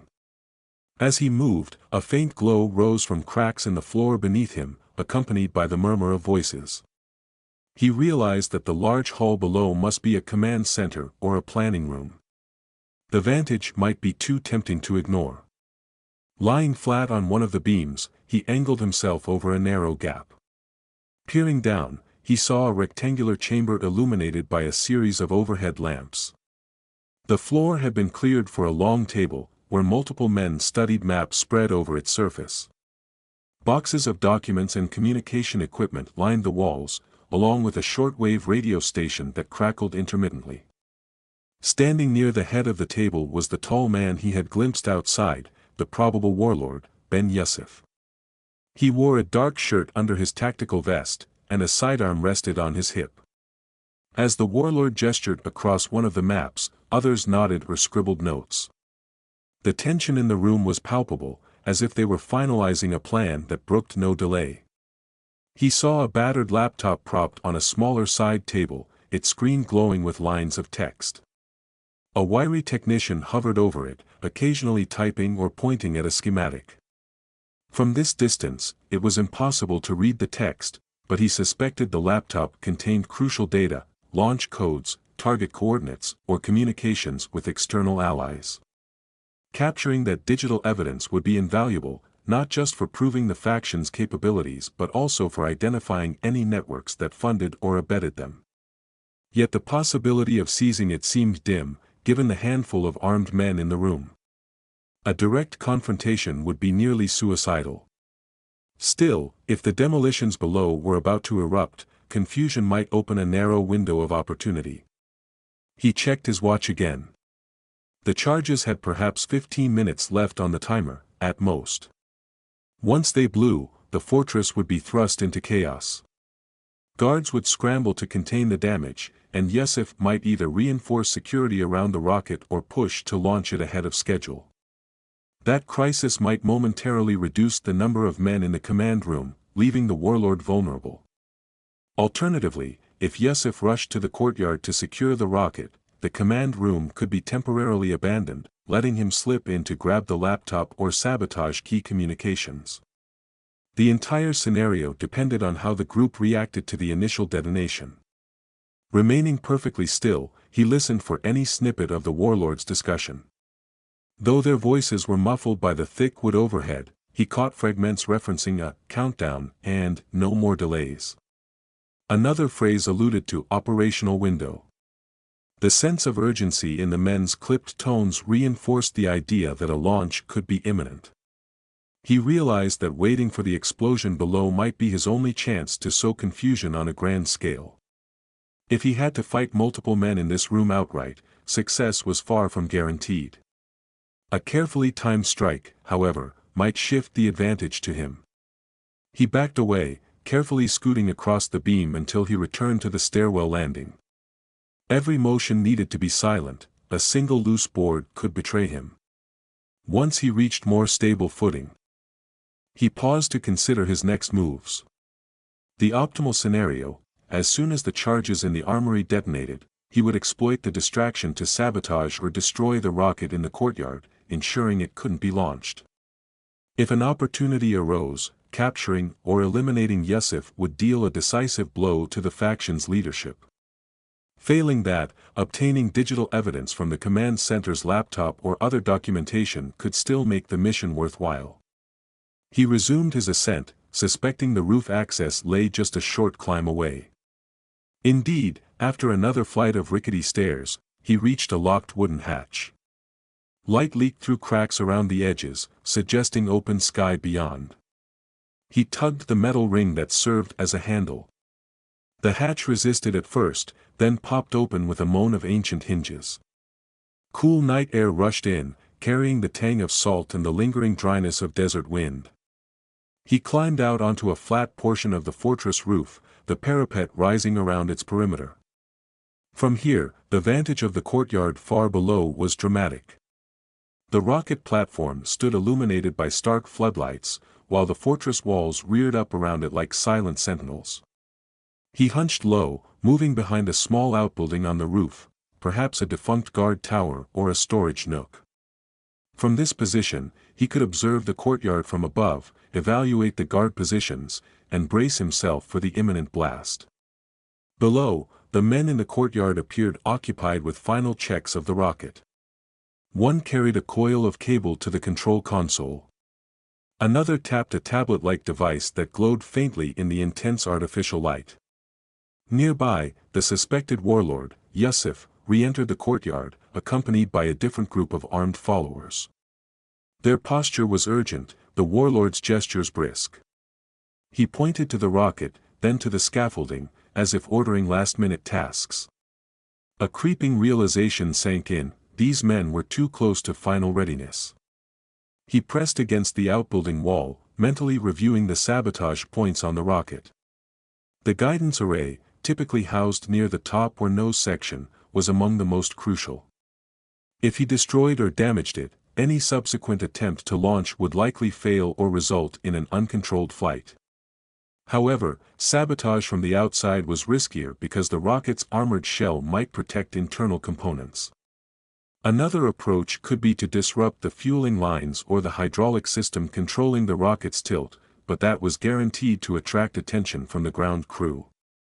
Planting an explosive beneath the rocket's base might cause a partial collapse, but it risked only partial damage unless the warhead or fuel ignited. A single miscalculation could leave the rocket intact. He felt the seconds slipping away, an invisible countdown matching the charges ticking below. A part of him recalled the simpler life he had carved out in Spain, the orchard's hush, the dryness of the earth beneath his boots. That world felt infinitely distant now, overshadowed by the towering missile that threatened countless innocents if it ever left this courtyard. His mind was set: the rocket had to be destroyed, no matter the personal cost. A low rumble from beneath the fortress jolted him from his thoughts. Dust rose from the cracks in the roof. Several seconds later, a deafening roar reverberated through stone corridors deep within, followed by a secondary explosion. The demolition charges in the armory had finally reached their critical moment. Faint screams and the clatter of falling masonry erupted from the fortress below. In the courtyard, the men spun around in alarm, some rushing toward the nearest doorways, others grabbing rifles. The controlled environment shattered, replaced by swirling chaos. He seized that split second of shock. Leaping from behind the outbuilding, he sprinted to the parapet overlooking the courtyard. Guards scrambled to figure out what had happened, their attention split between the explosion's source and the rocket platform's security. Waves of dust billowed from the fortress's lower levels. The warlord barked commands at two subordinates, who dashed off toward a side entrance. Another cluster of men took up defensive positions around the rocket, forming a perimeter. An alarm bell began to clang, harsh and grating, echoing across the old stone. He scanned the parapet for an anchor point, something to help him descend quickly into the courtyard. A length of old rope lay coiled beside a weather-beaten barrel. He tested it. The fibers were worn but might hold for a short drop. Adrenaline hammered through him as he tied one end to a sturdy iron ring embedded in the parapet, then threw the other end over the edge. Gunfire broke out somewhere else in the fortress, guards likely shooting at shadows or reacting to potential intruders they imagined in the halls. The confusion was absolute. Securing his gear, he climbed onto the parapet and slid over, gripping the rope with both gloved hands. The distance to the courtyard floor was at least 15 feet. He descended as swiftly as he dared, boots scraping the weathered fortress stones. About halfway down, the rope frayed in his hands, the old fibers tearing under his weight. He dropped the last few feet, landing hard on the stone floor. A lance of pain shot through his ankle, but he forced himself to roll forward, gritting his teeth against the shock. All around, chaos reigned. A swirl of dust settled in the courtyard, partially obscuring the overhead floodlights. The rocket loomed in front of him. Shouts in multiple languages filled the air. He ducked behind a low crate as two armed men sprinted past, heading toward the fortress interior. Another pair took defensive stances near the scaffolding, scanning for threats but peering in the wrong direction, likely expecting an attack from the gates or the perimeter. He pressed himself against the crate, letting them pass. His heart pounded with a mixture of pain and exhilaration, fully aware that each moment of confusion was a precious gift. He limped across the open ground, staying low, moving from shadow to shadow. The scaffolding towered overhead, a labyrinth of metal supports and cables. Several clusters of equipment lay nearby, including what looked like a fueling console and thick hoses leading to the rocket's lower stage. The metallic odor of propellant stung his nostrils, mingling with the acrid haze wafting from the fortress's interior. Sirens or klaxons sputtered to life, faltering as if the electrical grid was overloaded. He recognized this as the critical juncture. If he could place an explosive at the junction of the fuel lines or near the rocket's guidance module, he might spark a chain reaction. Circling to the rocket's rear, he found a cluster of heavy cables that connected the missile to a portable control terminal. He removed a small shaped charge from his vest, the last of his remaining explosives. Setting it to a short timer was risky in the extreme, he'd have just enough seconds to clear the blast radius. Yet a timed charge was the only option that allowed him to break away without manually detonating. He pressed the device to the junction box, used adhesive to secure it to the thick cables, and twisted the knob to arm. A digital readout clicked downward from 2 minutes. That minuscule window felt like an eternity and an instant at once. Gunfire echoed from the far side of the courtyard, and in the swirl of dust, he glimpsed figures locking down defensive positions. Another wave of men spilled out from the command center, weapons raised, scanning for intruders. He ducked behind the rocket scaffolding, breath caught in his throat. At the same time, a fiery glow illuminated the fortress's distant interior, likely the ongoing conflagration from the armory. Disoriented shapes darted around the courtyard. The warlord, or someone who commanded similar authority, shouted directives that reverberated off stone walls. He realized that escaping might be as treacherous as the sabotage itself. He needed to break contact before the charge detonated, but an unforeseen presence nearly blocked his path. A guard toting an assault rifle had taken position behind a crate not 10 feet away. The man crouched in readiness, scanning for signs of infiltration. Fleeing in a direct line risked crossing his line of sight.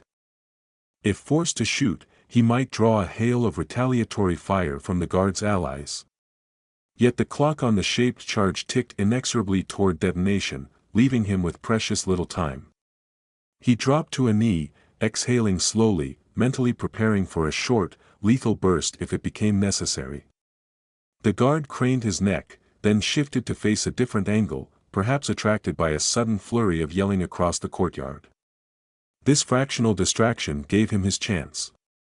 He sprang out from behind the scaffolding, dashing to the next row of crates. The guard spun, but too late. He had already ducked out of sight, heart hammering in his chest. 1 minute left on the timer. He inched toward a smaller gate set into the courtyard's eastern wall, recalling from the map that it might lead to a utility passage or an outer corridor. If he could slip through, he could retreat into the fortress's labyrinthine interior, then circle back to the coastline or a vantage point far from the looming blast. The gate, however, was locked, its heavy wooden planks reinforced by iron crossbars. He tested it, discovering no immediate sign of a bolt or latch on his side. Time bled away with each second. The rocket soared above him, ready to erupt in a cataclysm if the sabotage succeeded. An alternative exit appeared in the form of a partially collapsed archway near the southwestern corner of the courtyard. Smoke wafted from beyond, hinting that the area connected to corridors impacted by the initial explosion. Yet if the path was still passable, it might lead to the fortress's outer ring or the coastline from which he had initially entered. He sprinted across a gap between crates, ignoring the stab of pain in his ankle. Overhead floodlights flickered, presumably from damage to the fortress's power systems. The courtyard rattled with sporadic gunshots, some aimed at imagined foes in the swirl of dust, others likely attempts to quell an internal revolt or to ward off a secondary incursion. Each report reverberated through his bones. Slipping through the collapsed archway, he felt waves of heat from unseen flames deeper within. The corridor here was fractured, debris scattered everywhere, but partially navigable. He picked his way over broken stones and smoldering wood. A beam had fallen from the ceiling, angled precariously against the wall.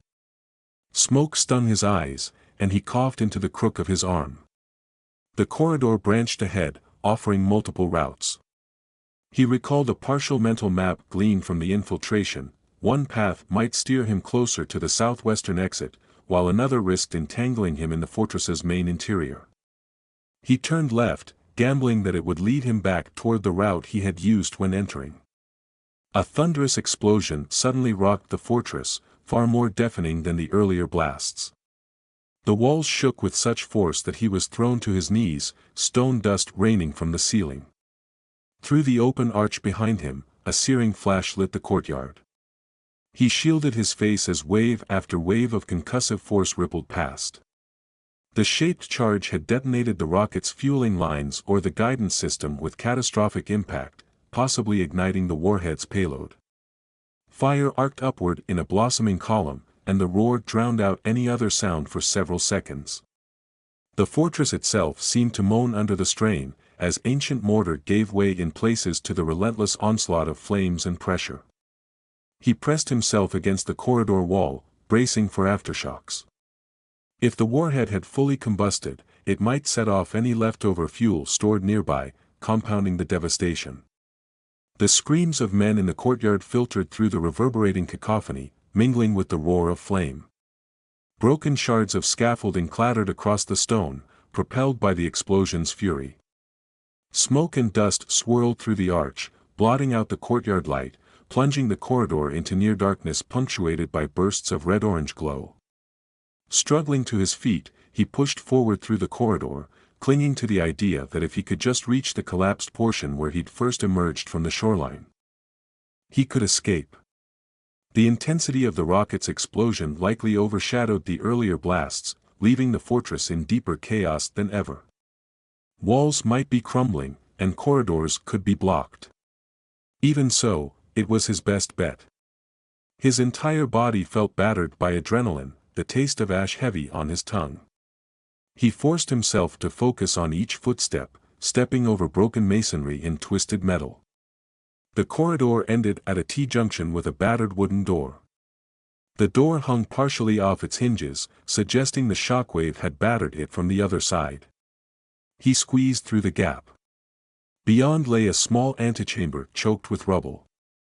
A rectangular slit of an opening near the ceiling glowed faintly, offering a glimpse of the night sky beyond. If that opening connected to the submerged entrance from which he had ascended earlier, it might serve as an improvised exit. But the climb looked daunting, especially with his injured ankle and the debris blocking straightforward approaches. He removed a length of rope from his belt, the last usable coil he carried.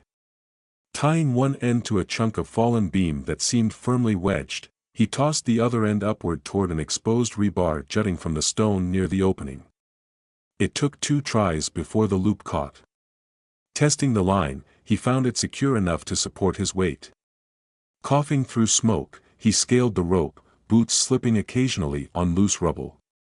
The air grew clearer as he neared the opening, allowing him a fresh gasp.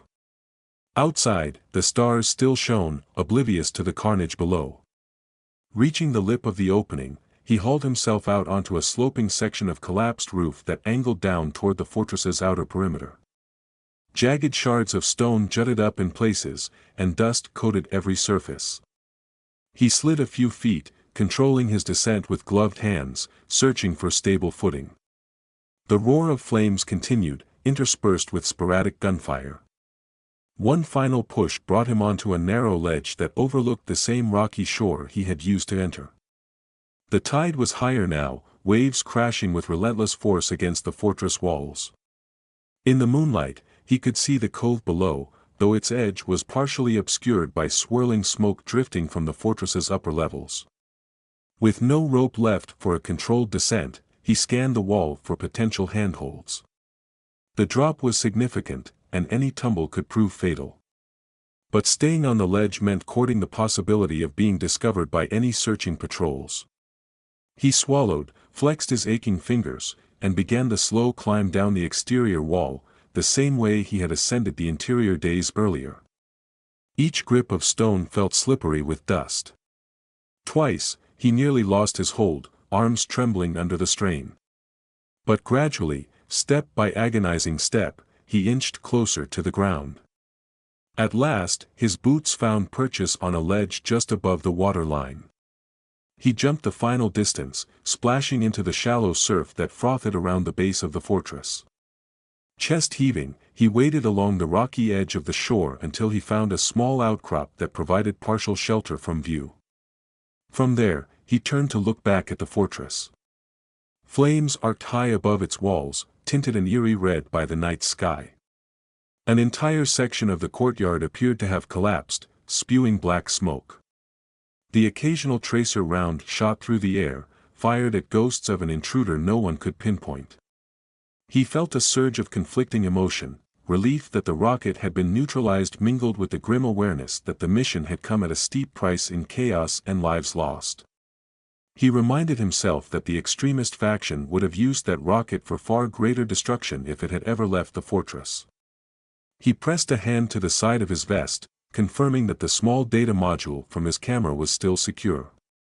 During the infiltration, he had recorded enough evidence of missile construction and advanced warheads to justify swift international action. Even if the fortress's warlord survived, his operation would be irreparably crippled, the rocket program in tatters. This knowledge offered some measure of comfort, though exhaustion weighed on him like a physical burden. His next challenge was exfiltration. The quiet farmland of Spain felt like a dream from another lifetime, but if he could slip out of this region, there was a chance he might return to that simpler existence. He recalled the small SUV hidden near a rocky outcrop miles away. Reaching it would require circumventing any search parties or patrols dispatched from the fortress. With dawn still hours off, the darkness might prove an ally, though his injured ankle would slow him. He pressed on, trudging along the shoreline, letting the water wash away some of the dust and ash clinging to him. Gradually, the fortress receded behind him, its burning silhouette an infernal monument to the extremism he had come to thwart. Each time he glanced back, he saw fresh embers drifting skyward, as though the structure itself was exhaling the violence it had once harbored. He told himself that he had done what was necessary, that the mission's objective, preventing the launch, had been achieved. Even so, the moral weight felt heavier than the gear on his back. He continued along the coastline until he found a narrow trail that wound upward through scrub and boulders. It took him away from the water's edge, deeper into the rugged terrain where fewer patrols might venture. With the explosion behind them, any remaining defenders would likely be too preoccupied with containing the damage to mount an extensive search. He vowed to remain vigilant. The extremist faction had proven resourceful enough to steal advanced weaponry. They could certainly muster vehicles or skilled trackers to comb the area. Over the next hour, the sky gradually began to shift, faint stars dimming as a subtle pre-dawn glow crept across the horizon. Each step he took away from the burning fortress was a small victory over the chaos he left behind. Occasionally, he heard distant shouts or felt the tremors of smaller aftershocks from within the fortress. But no direct pursuit manifested, and that alone felt like a miraculous reprieve. Pausing atop a small ridge, he surveyed the land below. He could just make out the shapes of rolling dunes leading to the place where he had stashed the SUV. The battered vehicle was his one remaining link to an exfil route and any hope of sending definitive proof to the agency. He descended the ridge carefully, favoring his sore ankle. Thoughts of the orchard in San Cobalto, the gentle hum of bees among olive blossoms, flickered across his mind. That distant refuge seemed a world away, a sanctuary overshadowed by the memory of the night's violence. Yet as long as he drew breath, he could still yearn for that life. He steeled himself with the reminder that the sabotage had averted a catastrophe far greater than the destruction he had caused. Sacrifices weighed heavily on him, but the alternative was unthinkable. Finally, after navigating rocky depressions and low scrub, he found the SUV precisely where he had left it, camouflaged beneath a net of desert-toned fabric. He limped the last few steps, hands trembling from fatigue. Slipping into the driver's seat, he took a moment to close his eyes, resting his head against the steering wheel. The ignition turned over with a rough cough, then settled into a steady rumble. Checking his gear, he confirmed he still had the crucial camera data. He typed a short message into his satellite communicator, its battery nearly spent, instructing any available assets to prepare for an immediate retrieval or to coordinate an exfil route. There were no guarantees, of course, but the final evidence, digital images, recordings, and the uncertain fate of Ben Yusuf, would spark enough urgency at higher levels. He pulled away from the hiding spot, guiding the SUV onto a faint track that meandered eastward. Behind him, the fortress's fiery glow marked the horizon, a silent testament to the price of covert warfare. His shoulders tensed at every dip in the road, the ache in his ankle echoing each jolt. But he pressed on, fueled by the faint hope of delivering his findings to those who could prevent future threats. Perhaps the warlord had survived. Perhaps not. In either case, the fortress and its rocket were no longer a viable menace. For the moment, that had to suffice. He drove until the sun rose, painting the desert in copper and gold. Dust devils spun across the barren landscape, and the warmth of morning light reminded him of the orchard at daybreak. A pang of longing surfaced for that quiet existence among olive trees. If fate allowed, he would return there, though the images of roaring flames and shattered stone might follow him, etched permanently into the corners of his mind. As the vehicle rumbled onward, he let the desert breeze wash over him through the open window, each breath a step closer to that distant possibility of peace, knowing he carried in his possession the proof that might forestall an even darker future. He kept driving until the rising sun transformed the barren landscape into a mosaic of copper and gold. Occasionally, he would glance in the rearview mirror, half expecting to see a plume of smoke or headlights belonging to a pursuing patrol. Yet the horizon behind him remained empty except for faint dust devils twirling in the warming air. Hours spent navigating dirt roads and half-forgotten paths led him deeper into terrain where the desert gradually gave way to rock-strewn foothills. The SUV grumbled over ruts and loose gravel, each bump sending a jolt of pain through his ankle. He ignored it as best he could, focusing on the route ahead and the data stashed safely in his vest. The images, schematics, and recordings he had gathered inside the fortress were the mission's real prize, a trove of evidence that could rally international forces to block any future resurgence of that extremist faction. Not long after noon, he reached a battered signpost marking a neglected checkpoint. Rust consumed most of its lettering, but a few sun-bleached symbols hinted at the presence of an official border station some miles ahead. He slowed the SUV, scanning the surroundings for any watchers or roving patrols. The path climbed steeply here, flanked by rocky outcrops that provided ample cover for ambushes. The region remained tense, far from stable, with local warlords and smugglers vying for control. Yet he saw no sign of movement except for a vulture circling overhead, dipping lazily on a thermal current. Relieved that no pursuers seemed close, he pressed the accelerator and continued onward. Rounding a bend, he found the skeleton of a once functional outpost, a few corrugated steel huts and a small guard tower built of crumbling concrete blocks. The place appeared deserted. Chunks of broken glass glinted in the midday sun, and barbed wire hung limp from rusted fencing. He brought the SUV to a stop behind a mound of debris that had collapsed from the tower's roof. The vantage let him see down the road without exposing himself too obviously. Shutting off the engine, he listened for any hum of vehicles or voices. Nothing. Only the faint whistle of wind passing through the rusted metal huts. He stepped out, wincing as his sore ankle protested. Dust swirled around his boots. The silence felt unnerving, but it also offered a moment to reassess his gear and plot the next steps. He walked carefully around the outpost's perimeter, scanning each corner. Bullet holes riddled the walls, evidence of older conflicts. A few spent casings glinted near a sandbag emplacement that had rotted into a shapeless pile. Inside one hut, he discovered a broken table, scattered papers, and the remains of a radio set with its wires torn out. None of it seemed salvageable.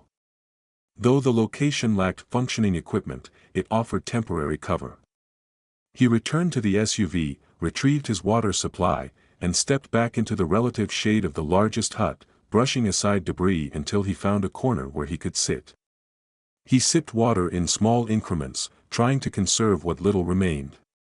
The local weather maps he had reviewed before infiltration suggested that the coming afternoon heat would be punishing. He ran a hand across his gritty face, recalling the orchard in Spain and the hush of trees that had once seemed so permanent.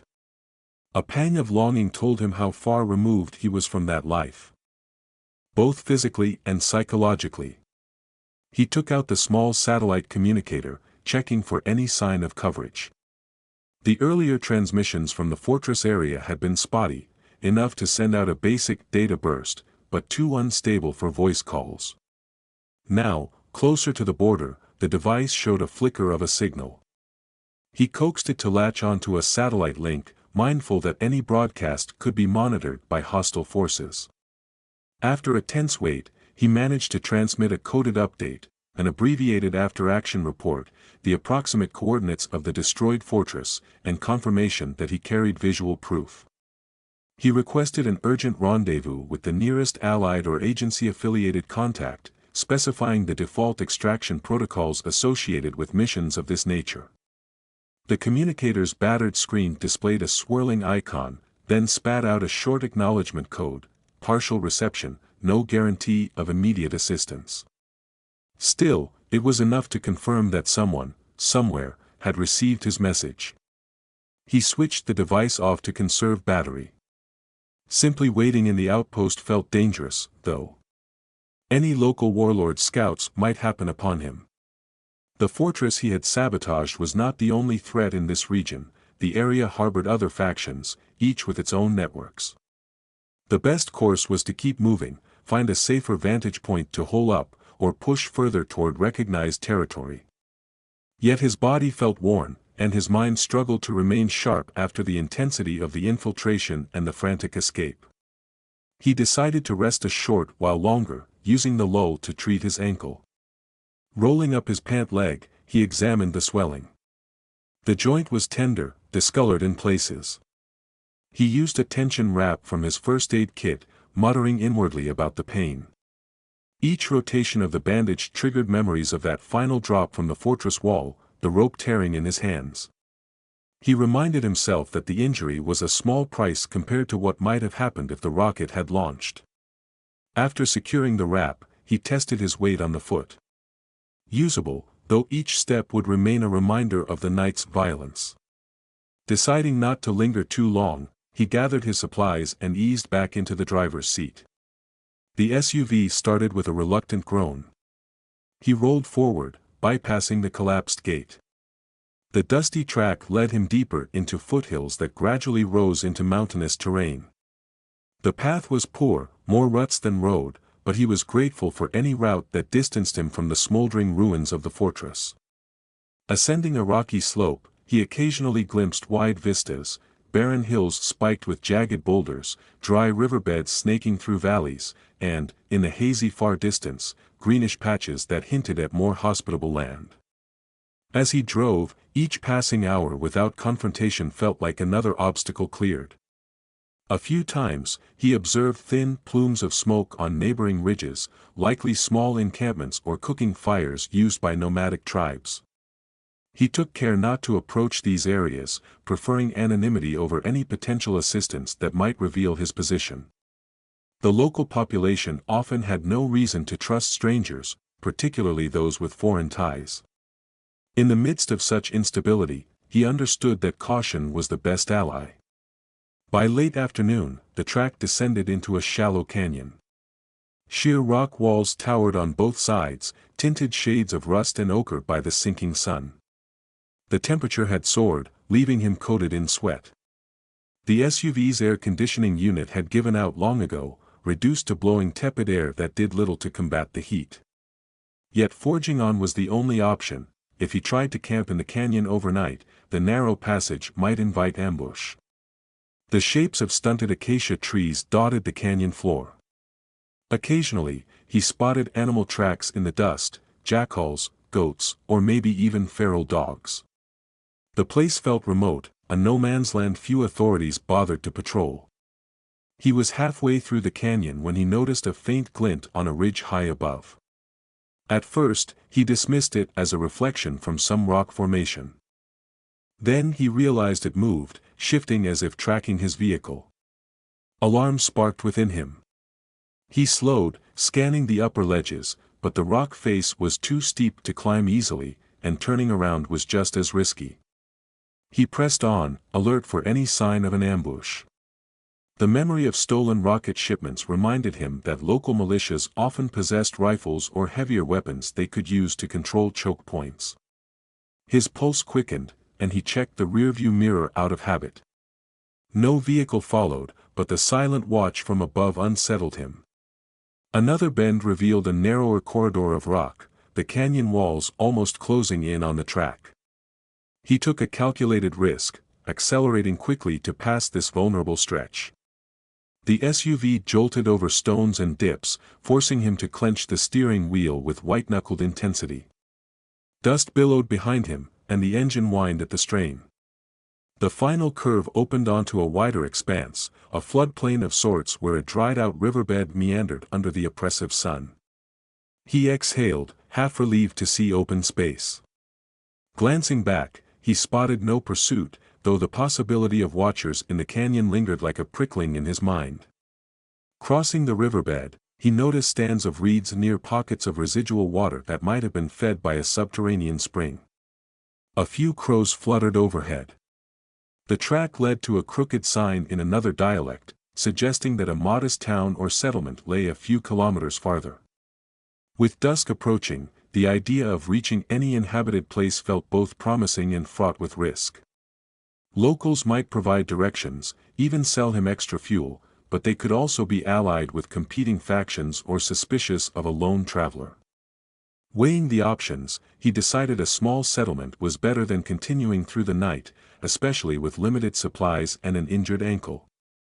He reached the outskirts of that settlement as the sun sank below the distant horizon, painting the sky in bands of violet and red. It was a cluster of mud brick structures and corrugated tin roofs, encircled by a low wall fashioned from stacked stones. A handful of goats wandered near a gate, unimpressed by the approaching SUV. No visible sign of armed militia. He parked outside, not wanting to drive in unannounced, and approached on foot with cautious steps. The wrap on his ankle throbbed with each movement. A few residents emerged to see who had arrived, a pair of older men, a young woman, and several children hanging back. Their expressions were wary. He kept his hands visible, adopting a posture that conveyed no threat. Without uttering a word, he produced a small canister of water and gestured politely, hoping to convey that he was a lone traveler seeking to replenish supplies. Though he spoke scraps of the local language, he preferred not to draw attention by attempting conversation beyond basic courtesy. The older men seemed to appraise him, noting the dust on his clothes and the bandage around his ankle. One of them said something in a low tone, but the words were lost amid the children's murmurs.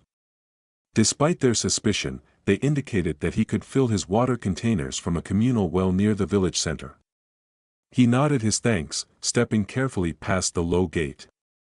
A donkey brayed somewhere, and the scent of cooking fires reached his nostrils. He located the well, an ancient stone structure with a wooden bucket on a rope, and refilled his containers under watchful eyes. Nearby, a few small huts displayed modest goods, dried grains, hand-woven cloth, simple metal tools. He noticed no sign of heavy weaponry or soldiers, though that didn't guarantee the settlement was free of hidden allegiances. He studied the footprints near the well, searching for evidence of large-scale troop movement or vehicles. Nothing suggested a major presence of armed groups. Perhaps the settlement truly remained on the fringes of the region's turmoil, surviving through neutrality. He gave a subtle nod to the older man who lingered at a respectful distance, then retreated the way he came, carrying freshly filled water jugs. The children stayed back, whispering among themselves. Tension eased from his shoulders once he passed through the gate and reached the SUV without incident. Night was fast approaching, and the starlit sky began to reveal itself. He decided to drive another few kilometers from the settlement to set up a concealed bivouac. Parking too close might provoke suspicion or invite curious watchers. After half an hour on the dusty track, he pulled off behind a rocky mound, where a lone acacia tree provided minimal camouflage. He draped a scrap of netting over the vehicle's roof and settled inside, leaning the seat back. Each breath reminded him how exhausted he was, yet vigilance nagged at him. He ate a small ration pack in silence, washing it down with lukewarm water. The night air finally cooled enough to offer a semblance of comfort. Through the windshield, the sky stretched infinitely, stars flickering without concern for human conflicts. He pulled out the satellite communicator again, hoping for an updated response. The device blinked with a faint signal. He typed a short text: position coordinates, general status, minimal need for rescue if local extraction was feasible. The communicator word then displayed the same partial confirmation as before. It remained uncertain when or if official help would arrive. He might be days away from any meaningful support, forced to rely on the open roads and luck. Sighing, he let his mind wander to that orchard once more. Over 5 years, he had cultivated a sense of peace in the Spanish countryside, fixing fences, pruning olive trees, and waking each morning to the chorus of birds. That life felt increasingly fragile in the face of this mission's brutality. He wondered whether returning would be enough to quell the images now etched into his psyche: the fortress ignited in a violent bloom of fire, the rocket silhouette just before it was consumed, the cries of unknown men caught in the crossfire. He had acted out of necessity, yet moral clarity seldom emerged unscathed from such covert work. Eventually, sleep claimed him, though it was a shallow rest broken by sudden starts. He dreamed of collapsing corridors and the clang of alarms, only to awake in the claustrophobic darkness of the SUV's interior. Hours passed in this uneasy cycle until the faint light of dawn tinted the horizon. Figuring it was best to use the early morning coolness for travel, he resumed his journey. The next stretch of road led into gradually lusher terrain, hints of green appearing in the parched soil. Small irrigated plots dotted the land, a sign that civilization existed in these parts, though overshadowed by sporadic conflict. By midday, he intercepted a better-maintained route, wide enough for trucks. This route connected more settled regions to the trade corridors near the coast. He guessed that crossing it discreetly would be a challenge if local militias patrolled for contraband or potential spies. Weighing the risk, he decided to follow the route at a distance, driving parallel to it through a belt of scrubland. He kept the road in sight, mindful of needing potential access to fueling stations if the SUV's range fell short. In the late afternoon, he found a deserted gas station half buried in drifting sand, apparently shut down for years. The rusted pumps stood like silent sentinels. He circled behind the station, discovering a row of abandoned vehicles, their engines cannibalized for parts. Inside the station's office, he discovered a large water drum and a dusty generator that looked beyond repair. Someone had scrawled faded graffiti in multiple languages on the walls. With no fuel to be found, he returned to the SUV, rummaging through the trunk to confirm how much remained in the spare canister. Not enough to cover an extended detour. He could manage maybe another 100 kilometers before running dry. This placed him in a precarious position: continue on the improvised route and hope to locate another settlement, or push closer to the main road and risk detection. Each choice had pitfalls. He let the day's scorching heat wane, hiding the SUV behind the station's broken walls. When evening arrived, he made a decision. Approaching the main road under the cover of darkness might minimize the chance of being flagged by local militias. He could slip through this region, traveling near midnight when traffic was sparse. With any luck, he might reach the outskirts of a larger border town by dawn, where legitimate fuel vendors existed. That plan, though risky, beat running the engine dry in the middle of nowhere. As soon as the sky turned indigo and the heat dissipated, he started the SUV once more and navigated a winding path through the scrub until he was close enough to see the main road's ribbon of asphalt. Headlights occasionally streaked past, mostly cargo trucks, judging by their size and speed. He waited for a lull, then merged onto the road, keeping the SUV's lights low. The engine rumbled, a faint comfort in the emptiness of the desert night. Inside, he forced himself to remain calm. Danger could emerge from any quarter: a hidden checkpoint, a roving militia, or a suspicious driver who decided to track him. He maintained a moderate speed, letting the occasional truck pass him without drawing attention. Hours unspooled in the darkness. Now and then, he spotted distant flares of yellow or orange light from small roadside fires, likely travelers or locals cooking a meal. Each time, he would reduce speed and drift to the road's shoulder, ensuring no confrontation occurred. The star-filled vault overhead seemed immense, highlighting how small and isolated one man could be in this expanse. Yet he pressed on, driven by the knowledge that the evidence of the fortress's rocket program needed to reach safer hands. Exposing a threat that could disrupt global peace justified the personal risk. Gradually, the terrain shifted again. More frequent clusters of lights appeared on the horizon, suggesting he approached a region with stable commerce or a functioning infrastructure. One sign, battered but still legible, identified the nearest border crossing as 30 kilometers east. Relief stirred in him. If he could cross that line, he might find allied contacts or even local officials who could safely pass his data to the agency. International recognition of his covert status was uncertain, but many border outposts harbored quiet agreements allowing certain individuals to pass with minimal scrutiny, so long as no fuss was raised. About 10 kilometers shy of the border, the road curved around a low ridge. Lights glimmered ahead, accompanied by the faint silhouette of a barrier. He slowed, letting the SUV roll to a stop at a vantage point behind some brush. Using binoculars, he surveyed the crossing. A row of street lamps lit a small checkpoint building and a metal gate. 3 or 4 uniformed guards stood around, occasionally checking the trucks that passed. The flags or insignia were difficult to make out at this distance. No heavy vehicles or large guard towers, though, which boded well. The operation might be routine, enough to deter smugglers, but not so stringent as to block an experienced operative. He debated the risk, approached the checkpoint openly, present his false identification, and hoped the guards let him through without rummaging too deeply into his belongings. Alternatively, he could attempt a stealth bypass, leaving the SUV behind and trekking on foot. But the data he carried deserved a safer route than sneaking across in the dark, especially with a bad ankle. The checkpoint, while not guaranteed, might actually be the less complicated route.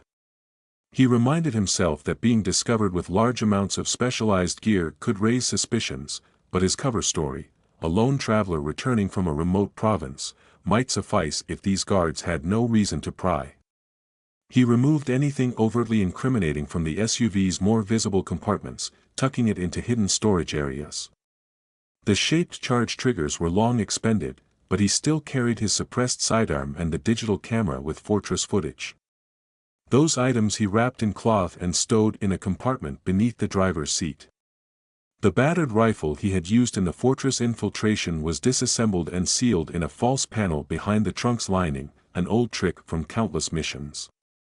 Satisfied that the casual observer would see nothing more than a traveler's worldly possessions, he restarted the engine and proceeded at a steady pace toward the crossing. As he approached the bright overhead lamps, he forced a calm, indifferent expression. A guard motioned for him to stop behind a weathered sedan that was undergoing a cursory inspection. The officials wore mismatched uniforms, a patchwork typical in these border zones. He could see them waving the sedan's driver through with minimal hassle. When his turn came, he rolled down the window, handed over a passport that matched his current alias, and watched the guard flip through its pages under the glare of a flashlight. The guard, a man with tired eyes and a thick beard, seemed more bored than suspicious. The only question likely to arise was the origin of the dust-caked SUV, but the border region was accustomed to travelers crossing from remote areas. Another guard, a younger one, gestured for him to exit the vehicle. With a hint of a limp, he complied, playing the role of a weary individual worn by long desert drives. The younger guard searched the interior superficially, checking under seats, peering into the back, but never reached for hidden compartments. The older guard flipped the passport closed, gave a cursory nod, and handed it back. It took all of his composure to remain impassive, though adrenaline spiked in his veins. The younger guard then waved him onward, indicating the gate was open. He climbed into the driver's seat, fired up the SUV, and rolled through, letting the tension ease a fraction. On the other side, a new road stretched into the distance, flanked by sporadic streetlights and faint signs of more settled infrastructure. He allowed himself a slow exhale. The environment felt different, slightly more governed, if still somewhat sparse. If he continued along this route, it would eventually connect to a larger highway and, perhaps, the edges of an actual city. There, he could more reliably contact the agency or find a safe house to transmit the fortress footage. The mission had become a race against time, ensuring that no other extremist cells could replicate the rocket program or salvage its remnants. He drove for another hour in the darkness, the roads gradually improving, until distant neon lights hinted at a modest urban center ahead. Fuel was nearly gone. If he pushed further without refilling, he risked stalling on an open stretch of highway. Reluctantly, he pulled into a small roadside station still open at this late hour. Fluorescent tubes buzzed overhead as he parked beside a pump. A lone attendant ambled over, eyeing him with mild curiosity. He indicated how much fuel he needed, paying with local currency gleaned from an agency stipend. The attendant said nothing, simply filling the tank and returning to a plastic stool by the entrance. Now that the SUV was refueled, he had more options. A short drive beyond the station led into a cluster of low-rise buildings, perhaps a suburb of the nearest city. Quiet streets lay mostly empty, save for a few scooters parked outside late-night eateries. He found a narrow side road that ended in a gravel lot behind a shuttered textile shop. No signs of security cameras. He parked there, confident that the vehicle would not attract undue attention in the gloom. Under normal circumstances, he might search for a basic hotel or guesthouse, but anonymity remained paramount. He would spend the rest of the night in or near the SUV, planning how best to complete his exfiltration and deliver the data. Ensuring the doors were locked, he reclined the driver's seat again, letting his eyes shut. The exhaustion felt bone-deep, a familiar ache from missions that demanded sleepless vigilance. He dozed fitfully. Images from the fortress's courtyard haunted him, the rocket silhouette, the deafening blasts that tore through ancient stone, the swirling dust as he fled the ensuing inferno. Each short burst of rest ended in a surge of adrenaline, a lingering sense that he was still under threat. The night passed in that jagged rhythm, and by the time dawn light tinged the horizon, he had gained only fragmented sleep. Stepping out of the SUV, he stretched to ease the stiffness in his neck and shoulders. The city around him was beginning to stir. A bakery truck rattling by, a distant rooster crowing, a few early commuters heading to work. He retrieved the satellite communicator and typed another update, this time specifying his approximate location and requesting a secure rendezvous. The device's battery icon blinked ominously, showing that power was dwindling. He remembered a local safe house code in the region, a place the agency once used for short-term holding of sensitive materials. If that site still operated, it might be the best place to finalize an upload of the fortress footage. The name of the safe house city echoed in his mind, a product of old mission files. Checking a digital map on his battered phone, he saw that the city was perhaps 2 hours east by highway.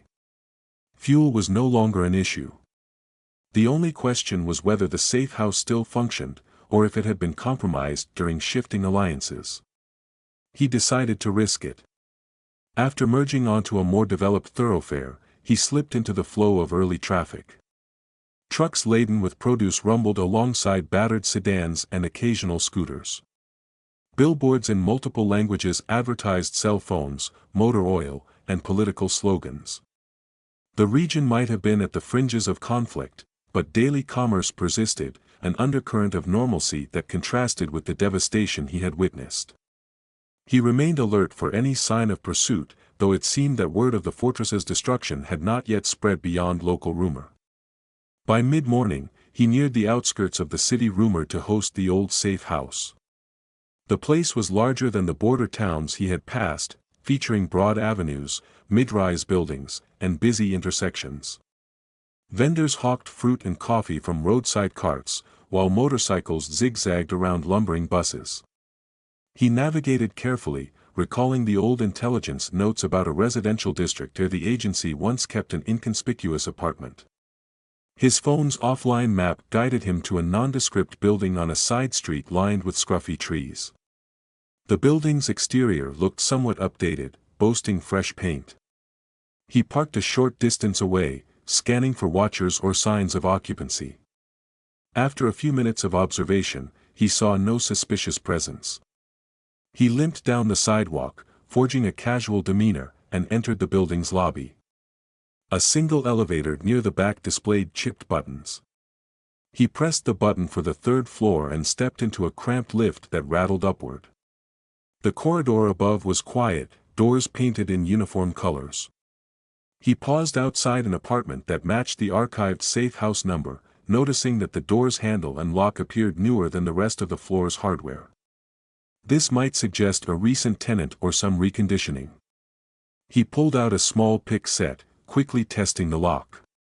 It was fairly standard, not the robust deadbolt the agency typically used. Slipping inside, he found the unit mostly empty, no furniture except for an old table near a curtained window. He scanned each room, verifying no occupant was present. Dust motes danced in beams of sunlight that passed through partially drawn curtains. The faint odor of cleaning chemicals hinted at a recent refurbishing, but no personal belongings indicated a permanent resident. In one closet, he discovered a hidden panel behind the drywall, exactly where older files had indicated. Prying it open, he found an unmarked metal box containing a few relics of the safe house's prior life, outdated radio equipment, a folded cot, and a sealed plastic package. Inside that package lay a basic laptop wrapped in protective plastic, likely left for field agents to establish temporary contact if needed. He set the laptop on the dusty table, connected its power cable to a wall socket, and flipped it on. The boot sequence was archaic, reminiscent of older systems. Once it loaded a stripped-down operating environment, he plugged in his camera's memory card, opening the folder that contained the Fortress images, schematics, and short video snippets. He confirmed that everything remained intact, then initiated an encrypted upload to a server address that the agency had used in previous years. The laptop's progress bar crept forward, hindered by antiquated encryption routines and the building's questionable network. He glimpsed the data feed jumping from 0 to a few %. Patience was crucial. While the files uploaded, he listened for any unusual noises in the hallway. The minutes passed without incident. Eventually, the laptop displayed a final success message, indicating that the package had been transmitted. He cross-checked the logs, verifying that the handshake acknowledgement arrived from at least one recognized node. Relief coursed through him. The Fortress data now lay in safe hands, and any attempts by extremist remnants to salvage their rocket program would face a global spotlight. Leaning back in the wooden chair, he felt tension drain from his muscles, replaced by an overwhelming fatigue. He recognized that the safe house might still be compromised or sold off to local owners with no knowledge of its past. Staying there too long would be unwise. Gathering his gear, he wiped any trace of his activity from the laptop and tucked it back into its hidden panel. Though the mission's essential data was secured, he remained an exposed operative in a region where allegiances shifted daily. Escaping to a commercial airport or a neutral port might be the next challenge. Yet the most pressing objective, destroying the warlord's rocket arsenal and securing proof, was complete. He departed the apartment with careful steps, locking the door behind him. Outside, traffic bustled, and everyday life continued unabated. The fact that no sirens or special forces surrounded the building confirmed that he still operated in the shadows, undetected. Relief coexisted with sadness as he contemplated the cost of the infiltration, the fortress consumed by flame, and the probable casualties among those who had chosen, or been forced, to serve an extremist cause. Still, he reminded himself that their ambitions to wield advanced weaponry threatened countless lives far beyond those fortress walls. In that grim calculus, he had done what necessity demanded. He drove the SUV to a back alley garage, paying a local mechanic to patch a slow leak in one tire. Then he took a final look at the battered vehicle. He saw no reason to keep it any longer, given that public transportation or covert flights would offer safer anonymity moving forward. He bartered the SUV's keys for a modest sum of local currency, enough to secure a few nights in a discreet lodging while he arranged onward travel. Though the buyer seemed puzzled at the transaction's simplicity, he asked no questions. By early evening, he had found a small guesthouse near the city's edge, where short-term rentals were paid in cash and few records were kept. The building overlooked a narrow street lined with eucalyptus trees. He settled into a tiny room with whitewashed walls, a rickety bed, and a single overhead fan that did little to dispel the heat. In the silence of that space, he let himself unwind for the first time since leaving Spain.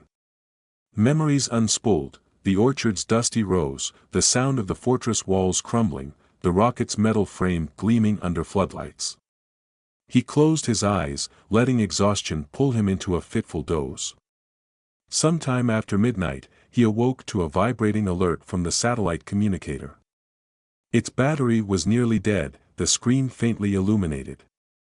A terse message had arrived, heavily encrypted but recognizable in format. The agency acknowledged receipt of his data and confirmed the fortress's destruction was being corroborated by satellite imagery. They advised he stand by for possible debrief instructions and gave a cryptic reference to a contact point in a neighboring city. The words were succinct, offering no apology or fanfare. His work was typically recognized only in classified briefs. That was the nature of the life he led. He powered off the communicator to save the last sliver of battery. Staring at the dark ceiling, he felt that familiar mixture of relief and emptiness. The mission was done, yet it brought no triumphant closure, only another entry in a shadowy ledger of operations the public would never hear about. He wondered if it would be possible, at last, to return to Spain for good, to the orchard and the sunrise that once seemed so peaceful. A part of him believed that no matter how hard he tried, these missions had a way of clawing him back. The call of duty, or perhaps the inability to remain idle in the face of looming threats, seemed fused to his identity. Eventually, the weight of exhaustion pulled him under once more. When dawn's light entered through the window, he rose, washed the dust from his face in a shallow basin, and contemplated his next step. The orchard was still there, waiting with its gentle tasks and quiet rhythms. He pictured the old stone cottage, the vines that curled around its walls, the sense of belonging he had nurtured over 5 years. Despite the harrowing infiltration he had just survived, the orchard remained a symbol of hope. Perhaps the agency's upcoming instructions would permit him an extended rest, even if another crisis always lurked at the world's edges. Stepping onto the guesthouse balcony, he gazed at the city awakening below. Vendors opened their stalls, a motorcycle rattled down the street, and children in school uniforms dashed past in small groups. Life flowed on, oblivious to the cataclysm averted when that fortress collapsed. He took a deep breath, letting the mild morning air fill his lungs.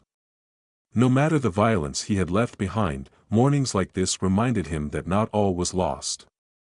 There was beauty in the mundane routines of everyday life, a counterbalance to the clandestine battles waged in secrecy.